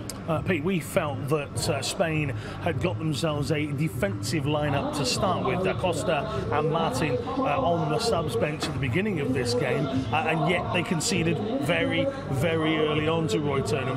Then had to change it all around. Didn't quite work for them, that defensive change, did it? We'll take a look at the goal. Didn't quite work, that idea of coming out and holding England for a long period of time. And you can see inside the first 60 seconds, Turnham overdrive. Yeah, Turnham on the left side of the D, and a right-footed shot past the goalkeeper, who's got a little chance from, what, 4 or 5 yards out, and he managed to turn the Spanish defence. And again, you can see here, right-footed shot past the goalkeeper on his near post. He comes out as far as he can. He can't come out outside of his 2-metre penalty square. And once again, the England number 9 doing the business in front of goal. So plenty of chances after that. As we say, England only hitting the target 4 times. But Turnham, when he just changes up that turn of speed, he really does leave the Spanish defenders in his wake. That one whistling by the post of England's first choice goalkeeper, Dan James. Yeah, Roy Turnham's come from an athletics background. He's got the pace, and he's also got the accuracy in front of goal, something that Spain have been missing. Acosta came onto the field, the distinctive white headband. That's one shot that actually was on target, one of only a few in the first half, and a number of free kicks given to Spain on the edge of the England D, and once again this one going wide. That was probably the only one I think that Dan James in goal would have been struggling with, but the Spanish coach is not happy as well. Even though plenty of fouls given against England, the Spanish coach has been given a yellow card, and they've also been warned for their antics on the sideline. Of course, if they're shouting, then they can't be doing that, because the players have got to listen out for a voice being called by other players, and also for the rattle of the ball. Okay, so evenly poised here in our first semi-final, but remember it's not the only game of today here in Berlin. France taking on Russia, semi-final number 2 here at these IBSA Blind Football European Championships 2017. A lucky France, as everybody around the building keeps telling me. I remember lots of teams winning things when people thought they didn't deserve to. Russia, on the other hand, have looked very, very good. You can see the England coaching staff having a chat with the players and getting them through half-time. Well, they often say that two teams go head-to-head. Take a look at this next clip. If you missed the first half, head-to-head indeed. Now this collision here by Karen Seal, the England number 4, and then Martin, the Spanish 9, that was given as a free kick to England because Martin number 9 had not shouted voy, so Karen Seal did not know where he was. Even though Martin came off worse, that's a indication of why you need to be shouting voy at all times. It's a rough translation of I am here. You need to let players know at all times, not only the opposition but your own players, for safety purposes and also to help you actually play the game. Now collisions will happen, but that one was avoidable and it was an England free kick. Karen Seal unable to avoid Martin. So Martin then went from the side of the field. He left to go and receive medical treatment, and we hope he makes a full recovery from that. Had a little bit of blood on the side of his face as he went past us, so clearly that collision not the healthiest at all. Don't forget France versus Russia a little bit later on. A big thank you to all of our viewers, no matter where you've been tuning into, whether it be on YouTube or whether it be on Facebook. We're well into over 1 million views for the games that we've had here at these championships. We'll get you a final figure on finals day. England taking on Spain right now. Don't forget France against Russia a little bit later on. Tomorrow, big action in our playoff games, 9th, 7th and 5th place. But that 5th place game between Germany and Turkey has become a whole lot more important. Spain are the holders, or the hosts, should I say, of the World Cup next year, which means the fact that they're in the top 4 means that 5th place will qualify for the World Cup next year in Spain. So it's Germany against Turkey. German broadcasters are coming to the game. They're expecting a sold-out arena here in Berlin, so make sure you are sat in front of your telly or computer or device ready for that absolutely amazing 5th place game at 7:30 local time tomorrow. Very quickly, Pete, before I send you back off to your commentary position, England all the way or a Spain comeback? Nice and simple. I think Spain have got a goal in them, but I'm going to go for an England win. I think England, if they score early in this second half, I can see them maybe going on and scoring 3, 4, maybe even 5 and going away. But I can see Spain getting a goal, and if they score early on, then it could be Spain reaching the final. But my prediction, an England win. Thank you very much to Peter Selby. As you can see on the screen, and in the background, the old entrance to the railway station here in Berlin. England have been steamrolling everybody so far. Not this time around. Just 1-0 at half-time against Spain as the two teams start to make their way back out. Let's hand back over for one final 20 minutes in this first semi-final to Jonathan Bell and Peter Selby. Thank you very much, Alan. Welcome back to Berlin for this second period, and of course for one of these teams it will be the end of the road at this game. England leading by 1-0, of course, after that first-minute strike from Roy Turnham. But Spain have definitely seemed as if they have got a goal in them. This game is not over yet. England will certainly be aware of that. Spain will have confidence that they are able to come from the dumps and be able to get back into a game. Of course, last night here, they were 1-0 down at the break against Turkey and still managed to get the draw that they needed in this one. Of course, if this game does end in a draw, doesn't go to extra time, it's straight to penalty kicks. The last time that happened between these two teams, it was Spain that came out on top in the fourth place playoff in 2015 in Hereford. So England will be starting this game with the kickoff from right to left in their white shirts, white shorts and white socks. Spain in their red shirts, navy blue shorts and red socks as well. Stood over the ball, Roy Turnham just behind Robin Williams, who will get England off on the attack here. The officials just making sure that the goalkeepers are in their goal area, and we are away. Williams immediately charging down the right-hand side, goes past Martin. He overruns the ball, does Williams, however, and it goes out of play for a Spain ball. Gutierrez bowls it short towards the near side, the right, with Lopez. No changes at the break from either team, as Lopez just trickles over the defensive zone before switching a low diagonal pass towards the far side kick ball, rebounds back inside and hits the left thigh of Seal, and then Williams strides over halfway, cannons into Costa, but he wins the ball fairly. Of course, England conceded 5 team fouls in the first half, are very close to conceding an 8-metre penalty.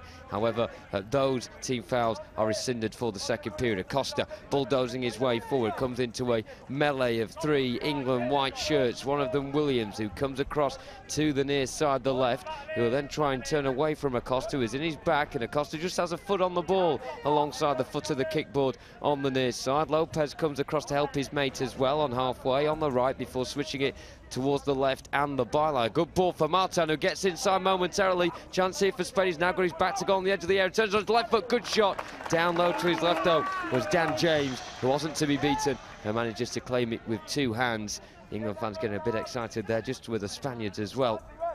That moment on goal, so the officials just asking for quiet once again as Seal comes outside of his defensive zone, stops in a central position, then carries on his run again, goes past Martin over the halfway line. Seal, England have 2 players inside the offensive zone here with Turnham and English back. It's Williams on the right-hand side now, battling away with Lopez.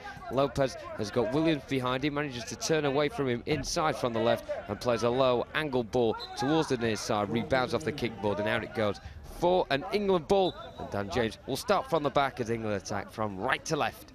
Yeah, glorious sunshine here in Berlin, late afternoon sunshine, so much so I've just had to put some suntan cream on because it's streaming into our commentary position. Good ball downfield by English, down the right to find Robin Williams. Here he turns towards the edge of the D, left-footed shot goes wide by a foot. Good effort there by Robin Williams. Goalkeeper was fully stretched, long throw out by the Spanish keeper, bounces inside his own half. It needs to bounce at least once, but that's too much on that. It comes out of play for a England restart.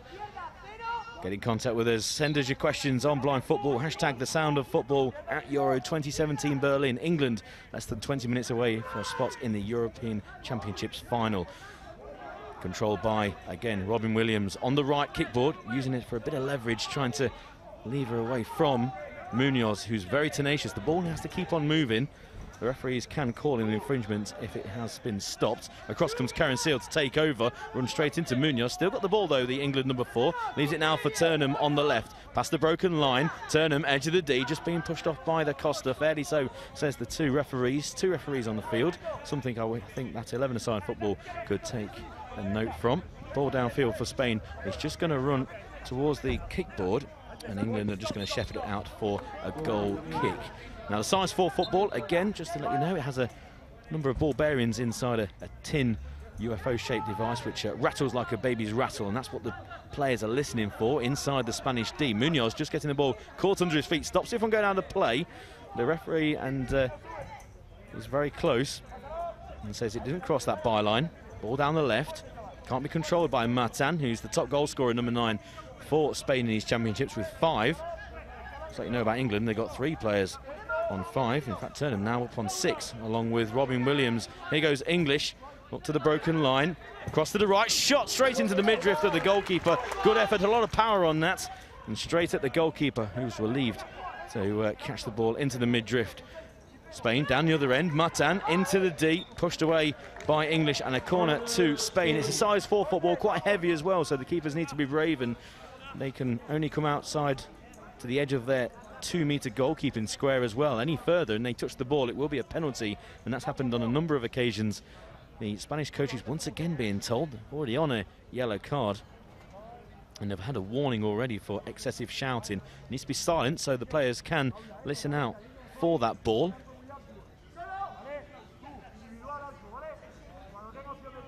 So the coach warned again. He's already on a yellow card. They can be sent off. Good tackle on Matan.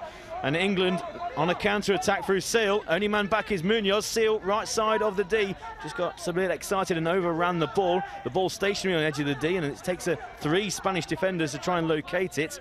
And now eventually they can clear it through Lopez, using those kickboards that are on the side of the field. They're angled just away from the players, so if they do run into them, it doesn't hurt as much, because if it was 90 degrees, well, it would hurt an awful lot. Shot from distance, straight at the goalkeeper. Dan James gets down low. One bent leg, knee on the floor, and then a leg flat behind him. Cricket style, I like to say. Collision in midfield between Turnham and Acosta, and it will be a foul for England. The referee, Francois Coquin, just saying to Acosta exactly why, and I think Acosta's saying, look, I shouted voy. If you're new to blind football, there is an injury actually to an England player down just outside of his D. It's an injury to Kerin Seal. So in this small interval, just run through a few of the basic rules. You need to be shouting voy at all times. Voy basically means I am here, and you need to shout it for your opposition players, for your players on your side, and for safety as well. And if you don't shout voy and there's a collision, then you've given away a foul. The goals have been extended just before this tournament. The rules have been changed. Plenty of nil-nils in quarterfinals, semi-finals and finals of recent tournaments.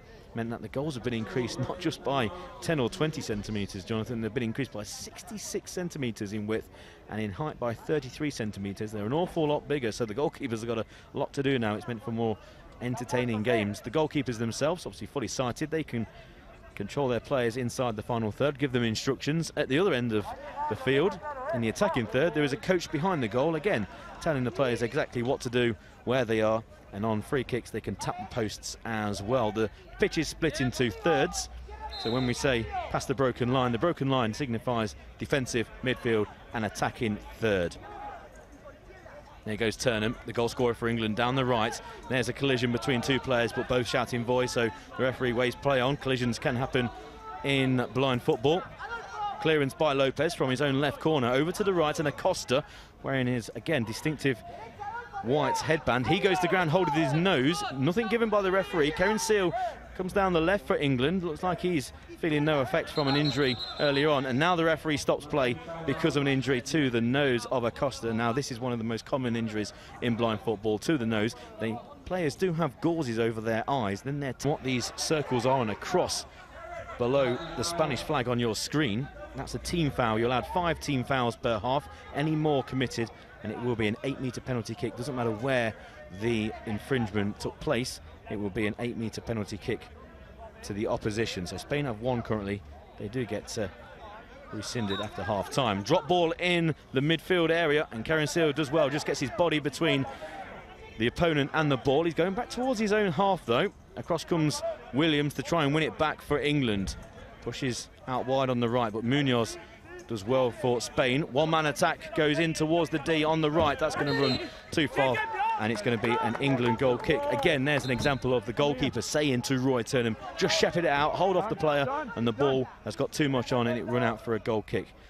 And he's just going to roll it out to his left.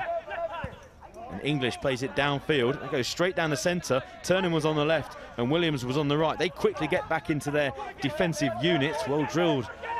All these blind football teams, especially the Spanish and the England team. Turnham down the left, over the halfway line, cuts inside now, past the broken line. The ball just gets stuck under his feet once again. Another common occurrence in blind football. If you're running at pace, you can slightly overrun the ball, or you can run too far and the ball gets left behind. Martin, twisting one way and another, gets to the broken line, tackled by the England defence. Seal brings it out for England on the halfway line. Now he goes down the left, beats Lopez, approaching the D, pushed off, and a chance for a right-footed shot into the back of the net.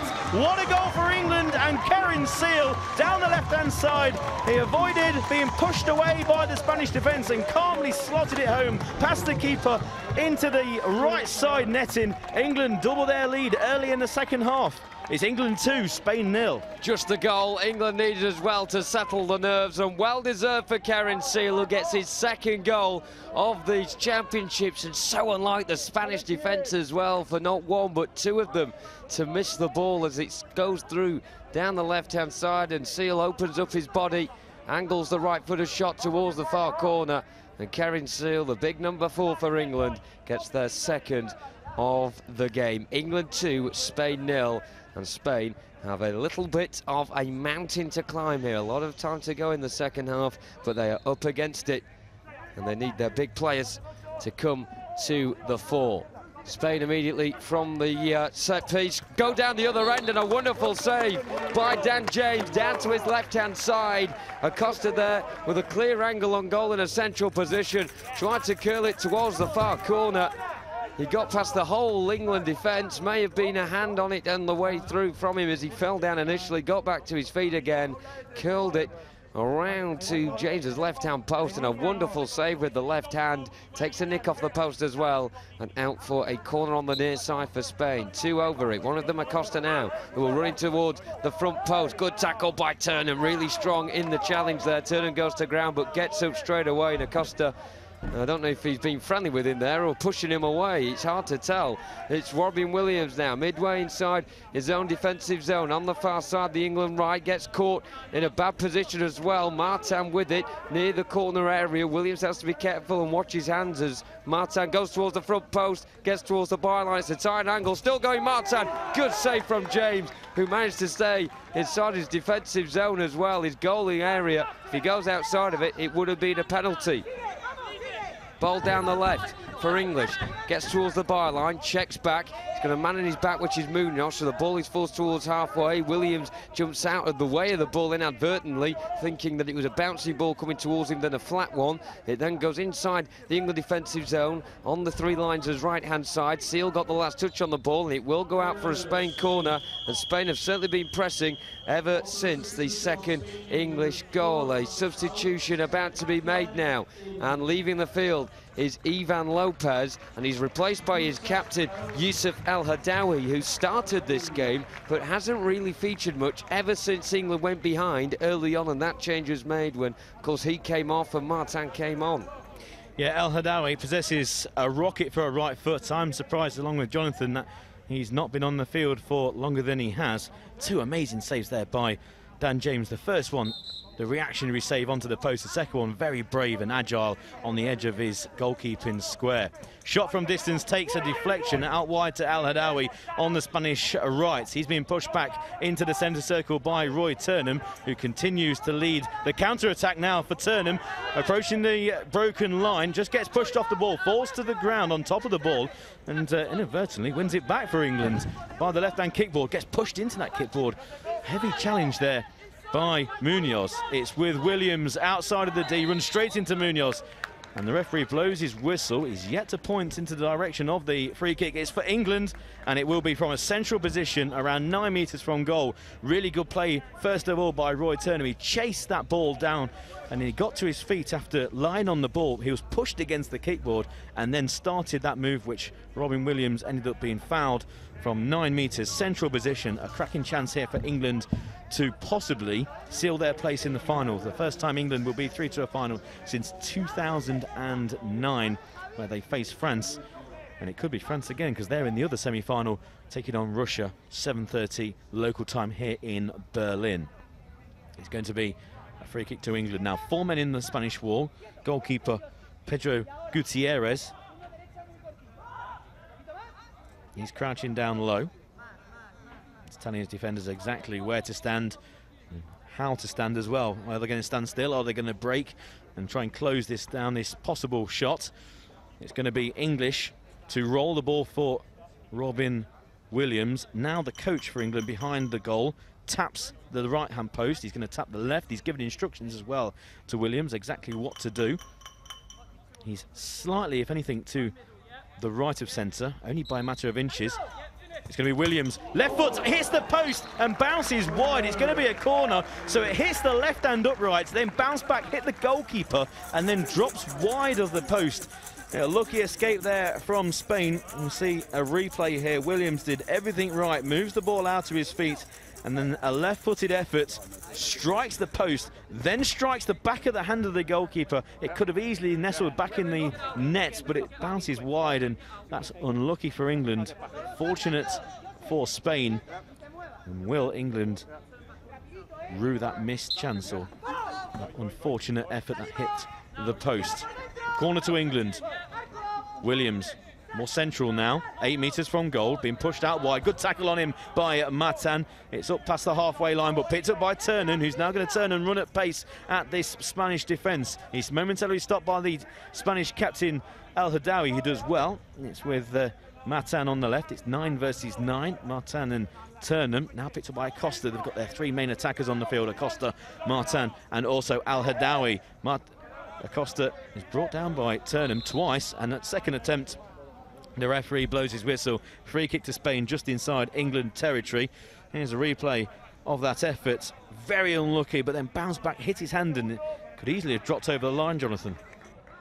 Absolutely, and England would have been completely into the final, you'd have to say, if that one had nestled into the back of the net. But Spain live to fight for another 11.5 minutes in this one. They have a free kick just to the right of the centre circle, midway between the halfway line and the broken line, as England concede their first team foul of the second half. Martin goes on the outside of the first challenge towards the right corner of the area, slips underneath the ball, then still manages to keep possession. Into the area goes, shot comes in towards the near post, and it deflects wide for a Spain corner on the near side. And coming across will be Martin, who in fact will leave it for Acosta and Munoz, who come forwards now. Of course, they'll be listening to the instructions from not only the coach on the bench on the far side, Miguel Beguera, but also the guide behind the goal, who is Jose Catarala.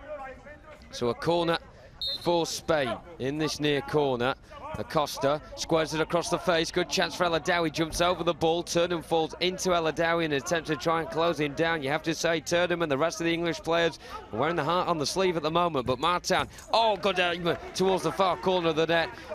James got down, left hands on it, and forced it out towards the left-hand side. English can set off a counter-attack for England now. Pass Acosta, past Martin, into the area. Heavy touch from English, and the goalkeeper can pick it up inside his goal area. Gutierrez throws it towards the left-hand side. Martin over halfway, clatters into Tiernan, who didn't shout boy, and that will be a decision for the referee to make here. It's a yellow card for Roy Tiernan.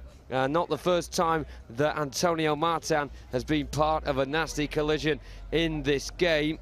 It's a second yellow card of the tournament as well for Roy Tiernan, but it doesn't mean he is suspended for a final, because of course the yellow cards are rescinded after the group stage. So a second team foul for England and a free kick for Spain on the left-hand side, just in from the kickboard and around 2 yards just short of the broken line. The Spaniards who were about to take this free kick were shouting John Pugh there, I think, who was trying to just tell the England defenders where to be. Pugh's not happy with the referee. I think he thinks the ball's in the wrong position. It doesn't really matter. Martin cut into the right foot. Shot comes in again towards that far corner. And again, it's James down the left-hand side just to cushion the ball, this time behind and for a Spain corner. But Spain now getting into the sort of rhythm and groove that they had in the first half, but yet to break down the England defence. Yeah, good save there by Dan James, but he's such a good goalkeeper. He's going to be unhappy that they didn't manage to hold on to the ball, and it's gone out for a corner. He was shaking his head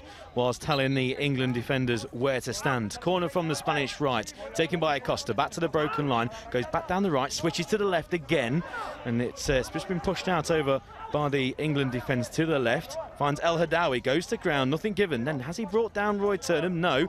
Tiernan wins it back for England. Martin intercepts, quite scrappy on the left for Spain at the moment. Martin trying to avoid the England number 6, Robin Williams, and England at the moment struggling to get it out of their own third. Williams now, can he clear? No, he can't. Run straight into El Hadawi, who just puts his hand out and pushes the England number 6 away. That's a really difficult job. He's a very athletic player, is Robin Williams. It's with Spain on the left. Martin trying to get a bit of space. Now central position, past the broken line, going to the left, back to the right. Good close control, trying to dummy away from the England defenders, who are very quick into the attack. Looked like another collision of heads there between Al Hadawi and Keren Seal, who's been in the wars in this game. He pushes into Matan. The coaches on the Spanish bench not happy at all, but voy was shouted by both players. Going to ground is Roy Turnham under a tough tackle from Acosta, and it's with Munoz inside his own half. Up to halfway, now plays it down the left. That's far too far forward for the Spanish number 9, and he'll roll through, and there's less than 10 minutes to go. England 2 goals up in this semi-final. Timeout called by England, so they'll go to the sidelines. They will have a minute to discuss tactics, take on water, and there is 9 minutes and 24 seconds before England, if it carries on this way, will be into the final of the IBSA Blind Football European Championships. Now is a great time to get your phones out and go onto Twitter and go to @Euro 2017 Berlin, and then you can follow us, you can see all the goals, the highlights, and also the latest scores as well. We've got a packed day tomorrow, 9th place, 7th place, and a massive game between Germany and Turkey for 5th. And you might think, well, why is finishing 5th so important? It means if you finish 5th in this tournament, you will be going to the World Cup next year in Spain. The top 4 in this tournament, including England and, of course, Spain there, already have booked their seats on the plane. Spain, of course, hosting, they automatically qualify, hence the reason 5th place goes through to the World Cup. And then on Saturday it's the 3rd place playoff, and then the final itself, and possibly including England. They're 2 goals up against Spain. Now you can see the 2 crosses below England and the 2 crosses below Spain on your live stream. Also hello to everyone out there watching the live stream, whether through Facebook, through YouTube. We are well above 1 million views for these Blind Football European Championships. Those 2 crosses mean that there have been 2 team fouls committed in the second half, and you're allowed 5. Any more than 5, and it will result in an 8-metre penalty kick. It doesn't matter where the infringement took place. It could be in the opposition corner, and then the ball gets taken all the way down for a penalty. So there's 10 minutes to go, just less. Looks like the timeout is over, and the 2 sets of players back on the field. Also, if it is a draw, then we don't have extra time. It goes straight to penalties, 3 penalties for each side. But Spain, well, they'll need to beat Dan James, who's been in exceptional form in this second half. And there's the location of us. We're right in the centre of Berlin. There's ruins of a huge train station, one of the biggest train stations of its time in Europe, and it's a fantastic amphitheatre for sport. There was an archery tournament before these Blind Football European Championships on this site. Goal kick taken by Dan James. Just rolls it outside his box for Robin Williams, who starts his run down the left, runs straight into Al Hadawi. Still with Williams. He's got possession of the ball back. He's inside the Spanish half on the left. He's reaching out for the kickboard. There's a kickboard at the side of the field, and you can see it's slightly arched away from the players, so it's a bit more of a cushion blow when they run into the kickboards or use it for leverage. Across the right for Keren Seal, but Martin gets there first for Spain. Spain have had plenty of possession in this second half, but they've still yet to score. Flip ball by Martin across to the right, controlled, a jump control by Al Hadawi, who's now wearing a headband. There's been so many collisions in this game. English is all over his back, and he does very well, Dan English, and forces Spain back into their own half. Still on their right-hand side, the other headband ward is by Acosta. He always wears that white headband. He goes to ground. Referee Francois Coquin says, get to your feet. And Spain have it back in their own third and starts another wave of attack. Munoz goes long down the right. He can play it off the kickboard like you would do in a sports hall if you were playing five-a-side football. Al Hadawi switches to the left to try and find Matan. Comes off that kickboard and goes out for an English goal kick. And England won't mind that. In fact, it must have took a deflection on its way through, I must admit. I didn't quite see that it took a deflection, but there are 2 officials on the field of play, and they are the best officials in the world. And I do again say that it's something that the 11-a-side game could take note of, having 2 officials. One might not see it and the other one can and blows his whistle. I see no problem with that whatsoever. Munoz is there along with Matan. Matan's going to drive straight into the D, goes to ground shouting in agony, and the referee is just going to hold play. He's not giving a free kick or anything like a penalty or nothing that way. He's just stopped play because of the cry of pain by Matan, the Spanish number 9. Antonio Matan with 5 goals in this tournament, and he's just called the trainers on. So I don't think he's given a free kick or anything like that. Looks like he might have just rolled onto his ankle or rolled his ankle, but the trainers are on, And with 8 minutes remaining, there's Dylan Malpass on the bench, the substitute England goalkeeper, who had an amazing game against Germany. It was a dead rubber, really, for England because they didn't have anything to play for. They were top of the group, but Germany needed a point, and in front of a massive crowd, England won by 3-0. And Dylan Malpass was exceptional in goal, but the England #1 is Dan James, even though he's wearing 13, and he has been exceptional. With a little bit of pressure probably on Dan James. He's an experienced player, but having Dylan Malpass play so well in the game before, there was a bit of pressure on you today to perform, and hasn't he? Absolutely exceptional between the sticks. And if you're watching our live stream, make sure at the final whistle that you stick with us, because I'll be heading down and trying to get an interview with a couple of players, and at the moment I'm thinking Dan James might be one of those, and I know exactly what he's going to say. He's going to be very, very diplomatic and say it's all about the team. Nice scenes here as English just goes over, Dan English to Matan, taps him on his shoulder, wishes him all the best, but it's a sad sight for Spanish fans because Matan is hobbling off with 2 trainers taking him off the field, and I'll be amazed if he's back on the field at any time. So there will be a substitute come on, and it is number 7, Sergio Alamar, and also a substitute for England as well, and it's Roy Turnham going off, the England number 9, replaced by Darren Harris. Real shame that for Antonio Martin, who's must have suffered his 3rd collision of the game there, and the 3rd one is the knockout blow, and he will be receiving treatment on the far side from the physio Sergio Gomez and the team doctor as well, Maurizio Tejada. So it's going to be a drop ball. I think this will be a contested one, purely because no one had clear possession of the ball when the game was stopped. So it's going to be on the right corner of the England box. El Adawiy's got white bandaging around his head at the moment because of an injury he suffered on in the first half of this game. He competes with Seal. El Adawi wins it, but actually goes back towards the halfway line, then stops his run, tries to go back on the outside down the left channel towards the England area, gets towards the left side of the box and nudged back towards the goalkeeper there from English, goes into Dan James's hands, and with 2 hands he does an overhand throw towards the far side, the right.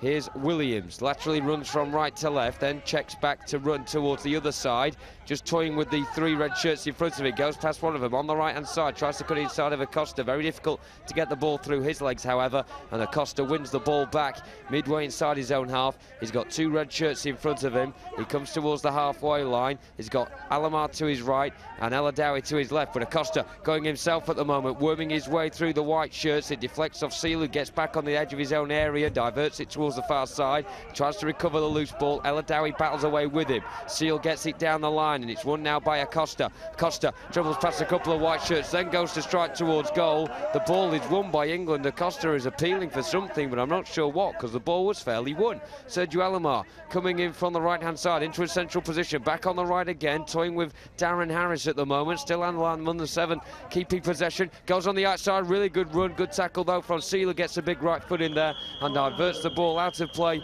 for a corner on the far side. It will be a Spain ball, but first they are going to call a time-out. So a big moment in this semi-final here with 6.5 minutes to go. Spain need to find some inspiration from somewhere. Their talisman, Antonio Martin, just being shown off the pitch and currently receiving treatment for that injury he suffered a few moments ago. But the Spanish team on the far side currently taking on some fluids and some words of advice as well from their coach, Miguel Becerra. Yeah, questions coming in using the hashtag The Sound of Football and following at Euro 2017 Berlin. One question coming through is, can you pass it back to the goalkeeper? Yes, you can, but the goalkeeper obviously then has to clear. And it's a tactic that is used, because obviously the goalkeeper can tell players, look, you're facing me, pass it back. Don't pass it back too hard, but then I can clear. Yeah, pass backs are allowed. But the goalkeeper will have to clear, obviously using his feet. Another question we get as well, Pete, is why are the goalkeepers sighted? It's not fair, but some of the screamers we've seen flying towards the net this week, that goalkeepers that are sighted have absolutely had no chance to save, is exactly the proof why it is a fair system. Exactly, these are the best players in Europe on show. Semi-finals of the IBSA Blind Football European Championship. We're seeing some tremendous goals. We're going to have a goal of the tournament as well. And, well, we've had a bit of a discussion here in the commentary box already about who's in that final, say 8 or 10. And there's some absolute corkers already. Corner to Spain. 6.5 minutes remain. England leading by 2-0. England 6.5 minutes away from getting through to the final for the first time since 2009, where they lost in France to France. They could face the French again. Shot by Acosta into the hands of the goalkeeper, Dan James. Falls to his right. Good goalkeeping again. Very safe hands between the sticks for England. Robin Williams on the left, inside his own half, gets his body between the ball and the number 7, who's Alamar, back on the edge of the England D, just cleared by Seal up to halfway, just trying to relieve a bit of pressure. And Spain, they'll be continuing to fly forward in the last 6.5 minutes. Remember, the time does stop every time the ball goes out of play or because of a foul or a substitution. So whilst the ball is in play, England will not be worried at all because the time is ticking. Alamar down the right, Harris for company, England's number 8. Alamar turns him on the edge of the D, back to the broken line, tries a shot, that would have been from distance and wouldn't have troubled the goalkeeper. Now he goes with his favourite right foot, down the right, shot again is wide, and this time it runs for a goal kick. And Dan James has plenty of options.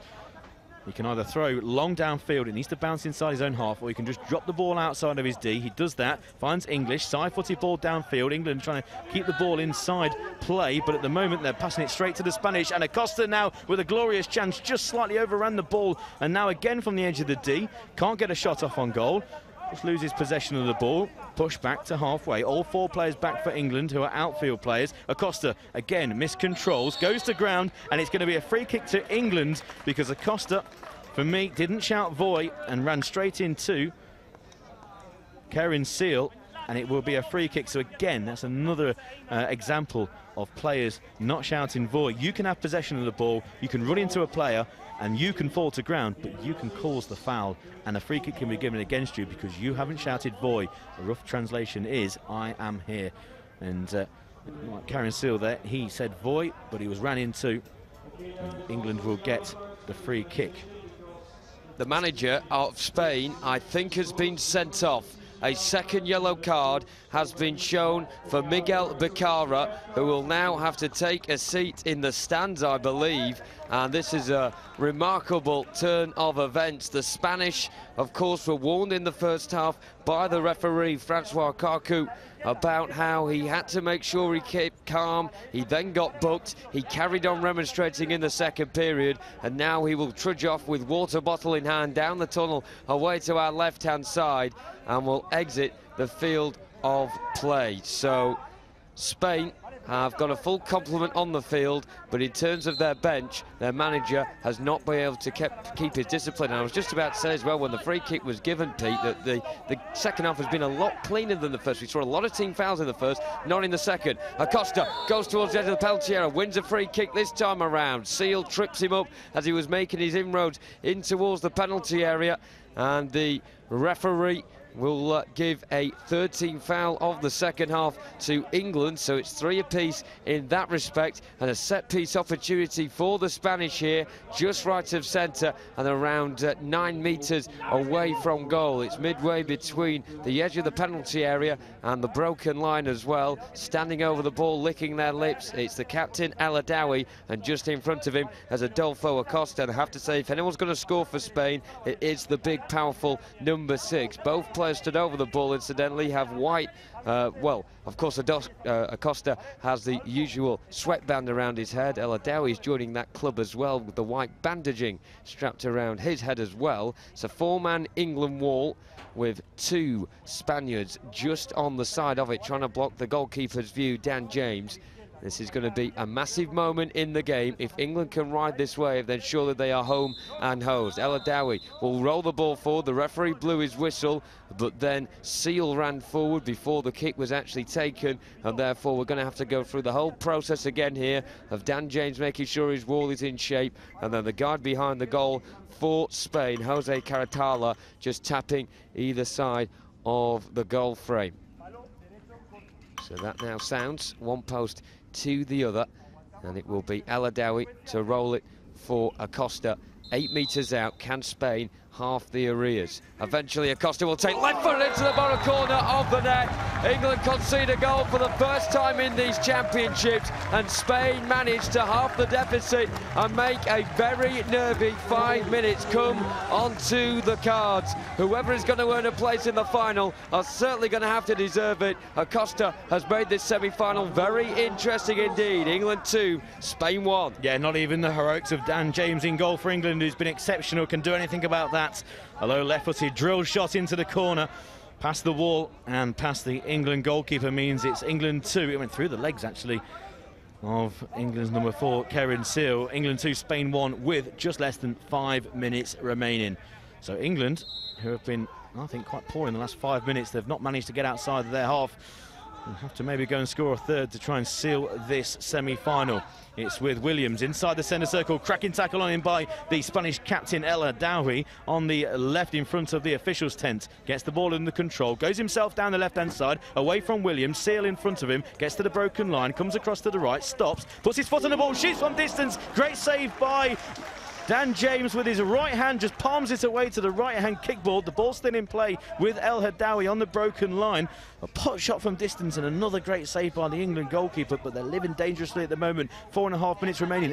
English does well down the left-hand side. Can't get a shot off on goal. Just outruns the ball again. That comes off a Spanish leg, and it will be an England corner from the right. But another amazing save by Dan James from a shot by El Hadaoui, who, when he came on the field, I said he possesses a vicious right-footed shot, and he just proved it there once again.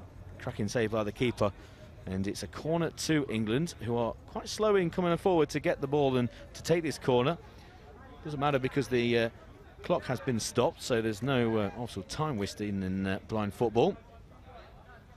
It's going to be Williams with the corner. Williams goes into the D, runs into a wall of Spanish players, goes to ground, nothing given. The ball's just rolling outside of the D and now cleared by Spain. Downfield through Alamar, over his own broken line, comes over to our near side, stops before the halfway line, in the centre circle, gets past Williams, who shakes his head in disappointment. El Hadaoui from 10 metres over on the left, gets the ball under control, comes across to the centre. Again, you know, he possesses a good shot with his right foot, tries a swing with his left and misses the ball. It runs out, and there's 3 minutes and 47 seconds left.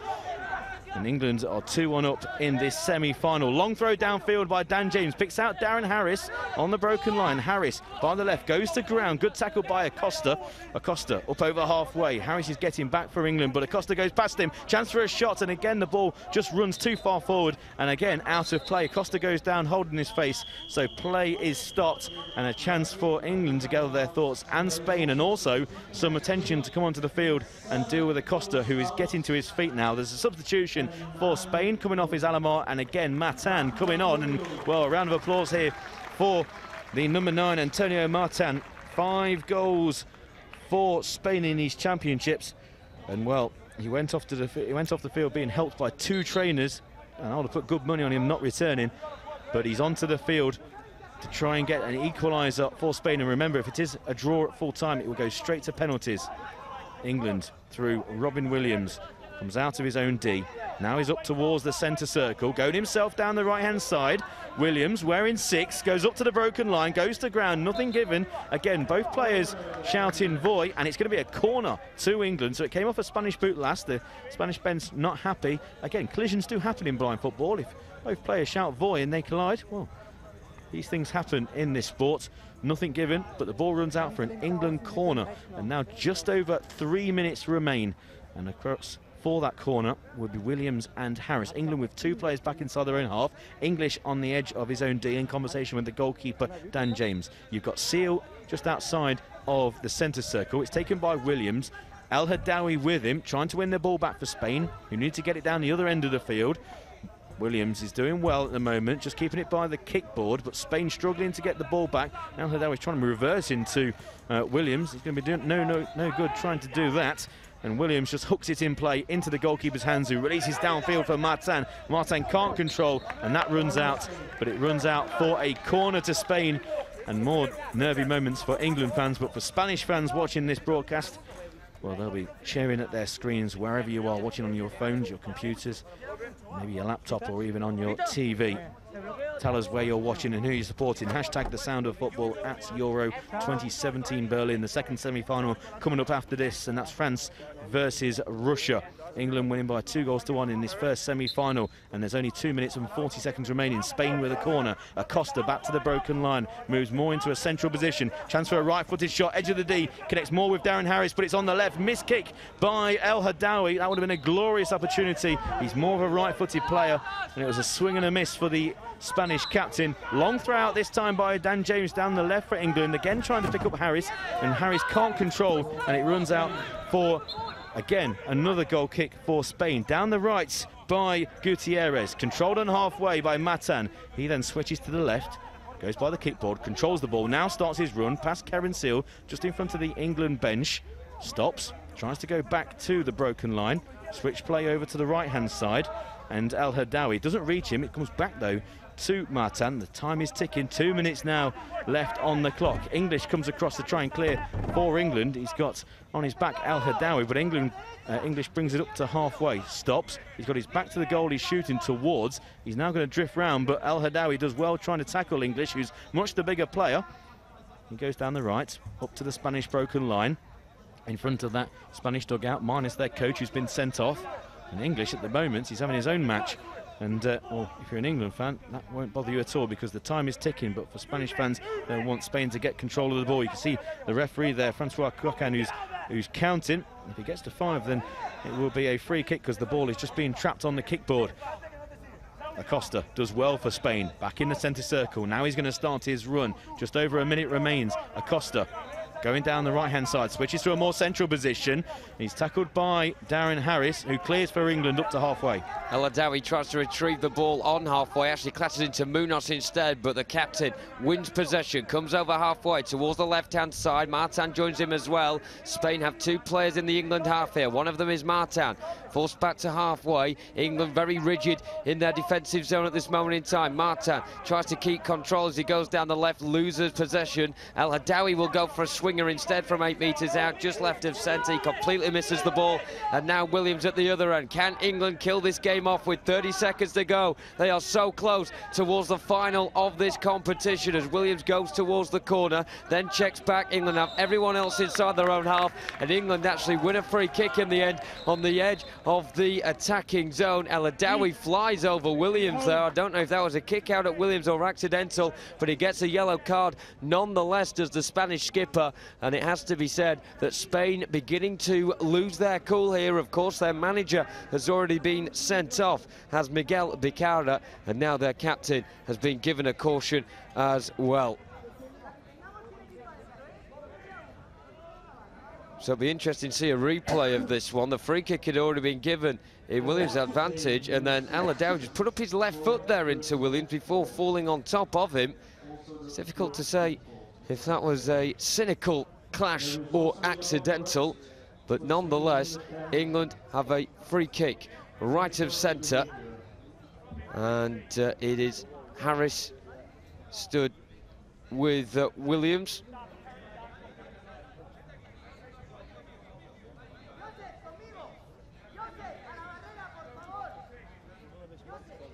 So it's just over the attacking zone.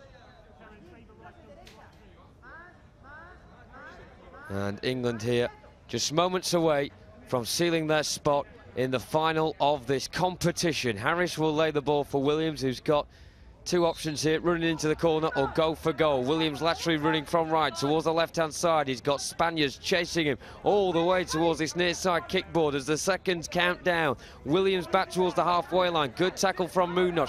Williams goes down, no free kick. The ball goes all the way back for English, who tries to poke it towards Dan James, but inadvertently sticks it into the back of his own net. The Spaniards go absolutely wild, and with 12 seconds to go in this game, England have conceded 2 goals in the final 5 minutes, and Dan English, the captain, has prodded the ball into his own net to give Spain new hope in this game. And with just 12 seconds left of the match now, it is England 2, Spain 2. As it stands, this game is going to penalties, and Dan English cannot believe his luck. Dylan Malpass, the goalkeeper, has his head on the kickboard there. He can't watch the remainder of this game. And Dan English Must be wishing there was a hole in the ground to swallow him up at this moment in time. The game is back all square again, and Spain have somehow managed to rescue this right at the death.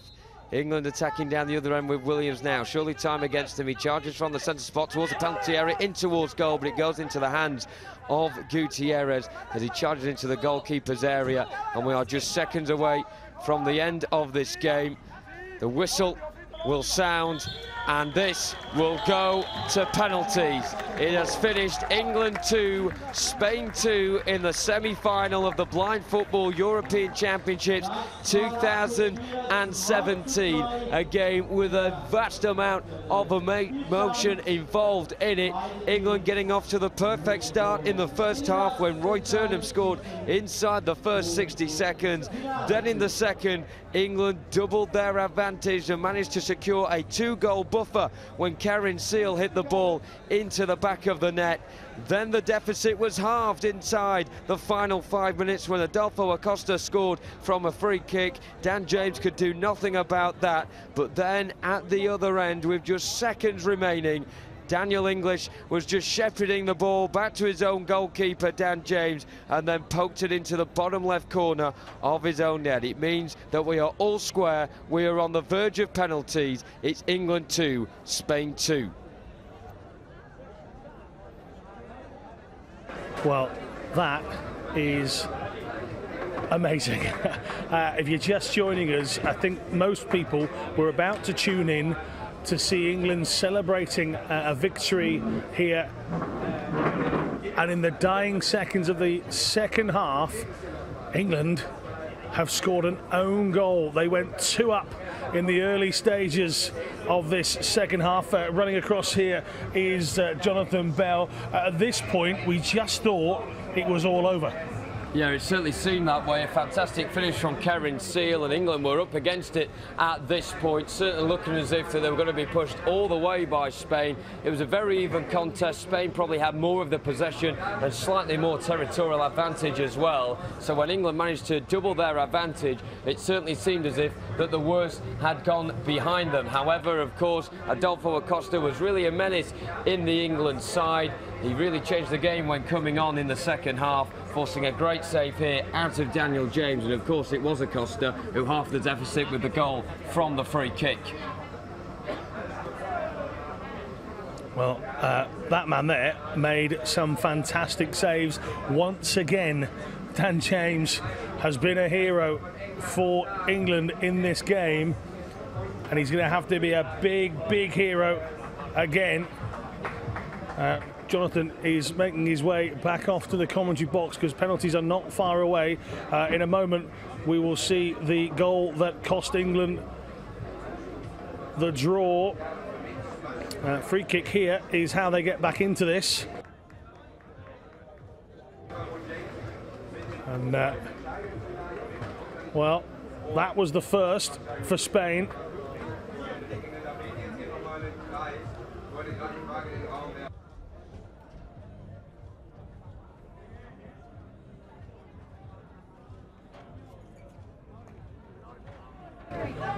And then moments before the final whistle came, it felt like England were trying to keep hold of the ball. Just one more look at the unfortunate Dan James missing out. Now the ball is just rolling towards goal. Nothing to worry about, but this is England. There is always something to worry about. Spain have a lifeline here. The players are ready on the pitch. The referees sorting this out, who will take penalties, and we will go back to our commentary box momentarily. Pete Selby will stay down on the field. In the commentary box, it is Jonathan Bell, and I'm going to hand over to him right now for the outcome of this first semi-final. Will it be England or Spain? I thought we knew the answer 30 seconds before the whistle. Now we're no closer to knowing than we were before two 20-minute halves. Jonathan Bell. Thank you very much, Alan. It all comes down to this then. For a place in the final of the IBSA Blind Football European Championships, of course, it came to penalties 2 years ago in Hereford between these two sides in the third, fourth place playoff. This time around, the stakes are much, much higher, and England are going to take the first kick in this shootout as well. Dan English will be the man tasked to take this first spot kick then. It's 3 penalties for each team. After that, it goes to sudden death, so it is best of 3. Dan English first to the spot. The man with 5 goals to his name already for England in this tournament. His 6th, however, an own goal, which has taken us to this point. And in fact, he's just getting ready for this to be taken, as the Spaniards aren't yet ready on the halfway line. And now they're getting themselves to the knees. The officials just making sure that both sets of players are on halfway. And of course, for their coach, Miguel Becerra, he's not even allowed to watch this transpire. He'll be probably watching either in the stands or on the live stream if he can wire up somewhere in the tent. I'm not too sure how advanced the technology is back in the Spanish tent. Could be back in the hotel. Of course, sent off in the second half after many a warning from Francois Carcourt. In fact, you can just see him at the top left of the corner of the apex of crossbar and post there. So he is peeping along from the tunnel as Dan English steps up first for England against Gutierrez. English takes and he skies it over the crossbar, and it compounds what has been a dreadful past couple of minutes for the England captain. 1 down out of 3 for them, and it is missed by Dan English. So up next, Antonio Martin on the yellow card in this game. Of course, he was the man who managed to get Spain to this game in the first place after his equaliser from more or less this position last night against Turkey. Francois Coquet just checking the blindfold of Martin as he steps up to this now from 6 metres out, facing Dan James, who prior to this game had not conceded a goal. The guard behind the goal for Spain, Jose Caratala, doing just an important job, as Antonio Martin is about to do, really. He is the one who is letting Martin know exactly where the posts are. So Martin, with his right hand on the ball, his right foot behind it, is about to step up with the right foot, and he finds the back of the net. Advantage to Spain after round 1 of spot kicks. Up next for England will be Brandon Coleman, the number 7, the penalty specialist for England. However, he did miss 2 penalties against Germany just 24 hours ago. He strides up to the spot now from 6 metres out, and Francois Coquet just puts the ball down for him.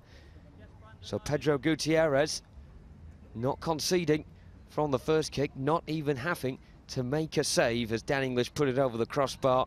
What can Coleman muster in order to keep England in with a shout here? If he misses and Spain score, then it is game over and England are out. Coleman with the right foot, he hits the back of the net. It wasn't the cleanest connection from Coleman, but it was enough to go in Gutierrez's left-hand post and find the back of the net. So we are all square, and the pressure back now to Spain and their captain, Youssef El Hadaoui. He scored 2 in the game against Belgium. 2 great goals, it has to be said, in that one. This one, though, will just be from 6 metres if he finds the back of the net.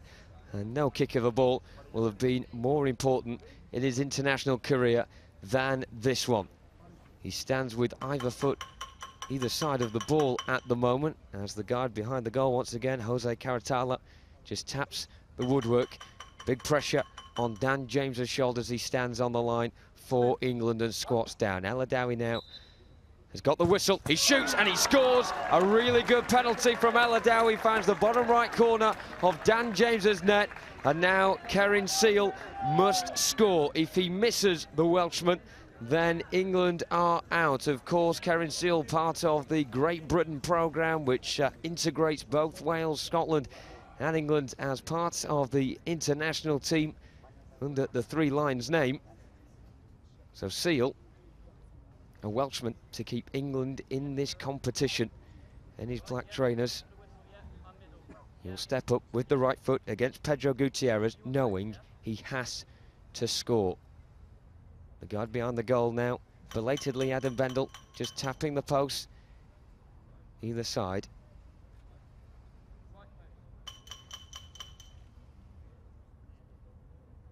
So Seal must hit the back of the net. Seal! Spain plays in the final of the Blind Football European Championships. Heartbreak for England on penalties. Of course, England were 4 minutes away from the final and 2-0 up before disaster struck after goals from Adolfo Acosta and an own goal from captain Daniel English. He was one of 2 England players to miss their spot kicks at the crucial moment at the end of this game. English put over the bar. Seal's shot was saved by Pedro Gutierrez, and it means at the end of this topsy-turvy semi-final, Spain will be back here on Saturday night with an opportunity to win yet another European title. It was Spain who won on penalties to secure 3rd place against England 2 years ago. Spain win on penalties against England this time around with a gateway to possibly writing their name onto the trophy. England are stood in a huddle in the centre circle, and John Pugh will be talking to them, no doubt saying how proud the England faithful are of their team in this tournament. They have battled firmly and hard in order to get to this point in the first place. However, they were not expecting to crash out quite like this. England out on penalties. We've heard it before, but not quite in this sort of scenario. Great performance from England, who before this game had not conceded a goal. They had thrashed every team in front of them. Spain certainly made it hard for them, but they needed the unfortuitous moment, as far as England are concerned, of Daniel English, who put the ball into his own net, and it means that at full time here in the semi-final, the first of the 2 semi-finals, it is Spain who progress. 2-2 after 40 minutes, 2-1 to Spain on penalties, and we are very soon going to go down to the man who has secured Spain's spot in the final. Pedro Gutierrez is on the pitch with our man, Pete Selby. Spanish goalkeeper Pedro Gutierrez, your initial thoughts?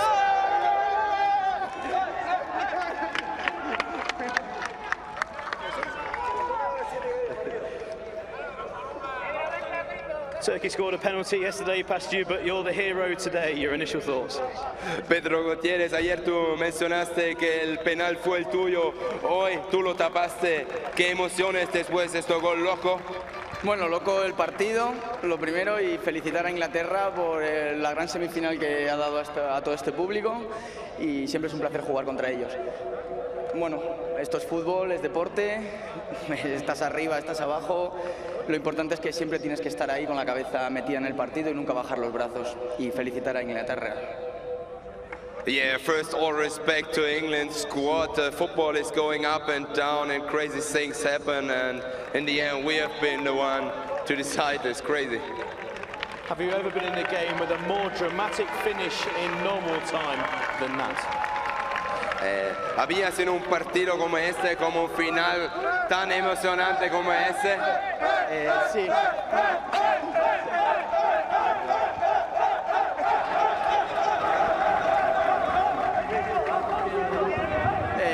Bueno, Oh, well, that all crept up on everybody, didn't it? The Spanish team deciding that they want to have a party on the pitch. Jonathan Bell, one of our commentators alongside me, utter madness in a game of blind football. Spanish coach being sent from the field, England conceding their first and then a calamitous second goal in the competition and being taken to penalties, and then England taking penalties like sometimes only England can. Let's take a look at the last few moments of this game here on the screen right now. That is a belter. It puts Spain in the driving position, and this one puts England out of the IBSA Blind Football European Championships. A very quick word from you, Jonathan. You've just called the action on that. Really quick word. Gutting for England, but Spain, they're battlers.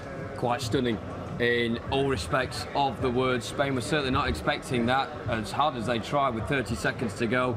They were handed the penalty shootout opportunity on a plate by Dan English, and my heart goes out to him because he has put his heart on his sleeve all the way through these championships, and then he just thought he could just knock the ball back to Dan James. Of course, they were completely on the wrong wavelength, and it was into the back of the net. And he must have thought that he wanted the ground to swallow him up at that moment in time. Then he steps up for the penalty to try and retrieve the situation and puts it over the crossbar. Horrible way for England to go out, but Spain were the better team over the 40 minutes. They just shaded it, and they had more territorial advantage. They had more corners, more shots, and on the balance of play, it's the harshest way for England to go out. But Spain, they've done it. Well, there's no rain, but Spain have given us pain as England make their way out of the tournament. Let's see what else is coming up today. France take on Russia for a place in the final against a very, very competitive Spanish team. From all of us here at the IBSA Blind Football European Championships 2017, we'll catch you in a little while.